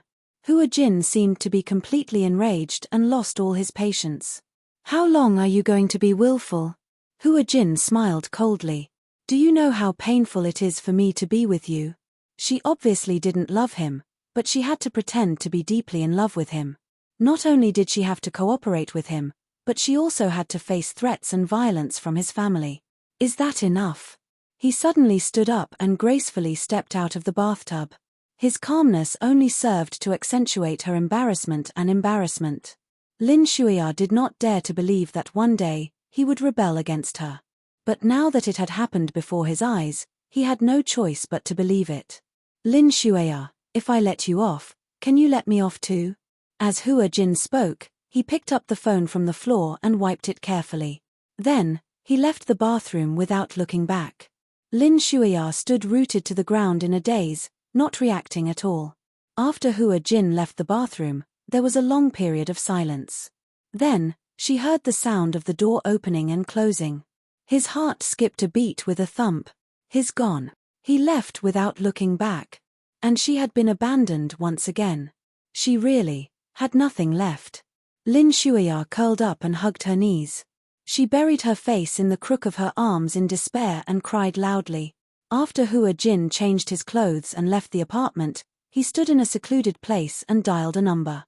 When the call was connected, a man's dignified and deep voice could be heard from the other end. "Who's that?" The father and daughter were really cut from the same cloth. They were equally arrogant. Chapter 2273. Hua Jin, the moment he heard this name, it was as if a bomb had exploded. The smell of gunpowder filled the air. "Bastard. You still have the guts to call me?" Hua Jin moved the phone away from him with a look of disgust. He lit a cigarette and took a deep puff. However, because he took in too much, he choked. Cough, cough, cough. He covered his mouth and coughed violently. The man's furious voice came from the other end of the phone. "You despicable thing, I don't know where you came from, and I don't know what tricks you used to seduce my daughter. I didn't call you to listen to you lecture me." Hua Jin interrupted the man's incessant scolding. He paused for a moment, and without waiting for the other party to speak, he continued, "Your daughter is in my apartment. I don't know what happened between you two, but I'll send you the address of the apartment immediately. You have to come and take her home." "Me? What tricks are you playing now?" "Uncle, I swear to you that I'll cut all ties with her," Hua Jin sneered, but he still replied politely, "Uncle, I swear to you that I'll cut all ties with her. However, the condition is that you have to discipline your daughter well. Tell her not to pester me and I won't pester her either. I've already laid my cards on the table with her. As for her side, It's not something I can interfere with. However, I'll make it clear to you that I'll cut all ties with her. Whether it's the house or the car, I'll return everything she gave me to her. However, I hope that you can be merciful and stop disturbing my life. I have no intention of interfering with your relationship, so please give me some space. His words were straightforward and embarrassing. Lin Boxiong had always thought that Hua Jin and Lin Shuia's relationship was not consensual, but it was more likely that Hua Jin coveted his precious daughter's wealth and status. However, in the end, it was his daughter who kept pestering the other party. In the end, the other party filed a lawsuit and complained that his daughter caused trouble for him. What the hell was going on? She was not chaste at all. Discipline your daughter well. Tell her not to pester me again. Please don't disturb my life again. These two sentences had infuriated him to the point of bursting into flames. His unfilial daughter, what kind of shameful things did she do outside? Messing around with a man and a woman was a disgrace to him. Fortunately, the matter had not spread. Otherwise, the Lin family's reputation would have been ruined by him. A girl who kept pestering and chasing after a man. Now that things had come to this point, she was still pestering him. Where did she put the family? Could it be that she was mesmerized by his beauty? On the other end, Hua Jin said sensibly, "Uncle, don't worry. I'll keep my mouth shut about this matter. Send the address over." "Okay." I put the key to the apartment in the mailbox at the door. After hanging up the call, Hua Jin sucked in a deep breath of cold air and sent his apartment's address over via text message. Everything was over. No, he was finally. Lin Shuia cried until she was tired. Coupled with the fact that she had not slept the whole night, she was so exhausted that she fell asleep in the bathtub. She woke up when she heard the sound of the key unlocking the door. Chapter 2274. Lin Shuia jumped out of the bathtub agitatedly. She did not care that she was drenched and dragged her wet body all the way to the shower room. However, as soon as he opened the door, he saw the door open and a group of people in black suits walked in. Lin Shuia shrieked. They were no strangers to Lin Shuia. They were the bodyguards of the Lin family. Could it be? Lin Shuia was still in a daze when she saw Lin Boxiong walking in with a sullen face. When he stepped through the door, he saw Lin Shuia standing there with her clothes disheveled. She had been soaking in the bathtub all this time. Not only was she drenched, but her clothes were also completely drenched. Therefore, she looked extremely disheveled. Lin Shuia's heart sank when she saw Lin Boxiong. Her thoughts were in a mess and she could not figure out what was going on. "Dad, why are you here?" It was fine if she did not speak. The moment she spoke, Lin Boxiong was furious. Especially when he saw her in such an unsightly state. Her wet clothes clung to her graceful body, so many of her sensitive parts were faintly discernible. Lin Boxiong glared at the people behind him. The bodyguards behind him knew how to read people's expressions and immediately turned their backs. "Get out. Wait for me outside." "Yes." The bodyguards filed out and closed the door. Only Lin Boxiong and Lin Shuia were left in the spacious entryway. "Dad, why are you here?" Lin Shuia mumbled. She did not have much confidence in her voice. If she was not in such a disheveled state, she might have been able to raise her chin and speak. But now, she just wanted to find a corner and hide. She did not want him to see her in such a sorry state. Lin Boxiong's sudden appearance had completely messed up her mind. How did he get the key to the apartment? Only Hua Jin and she had the key to the apartment. Could it be? The moment she thought that it might be Hua Jin who lured her father here, Lin Shuia felt that the world was spinning. It was not a light blow. Lin Boxiong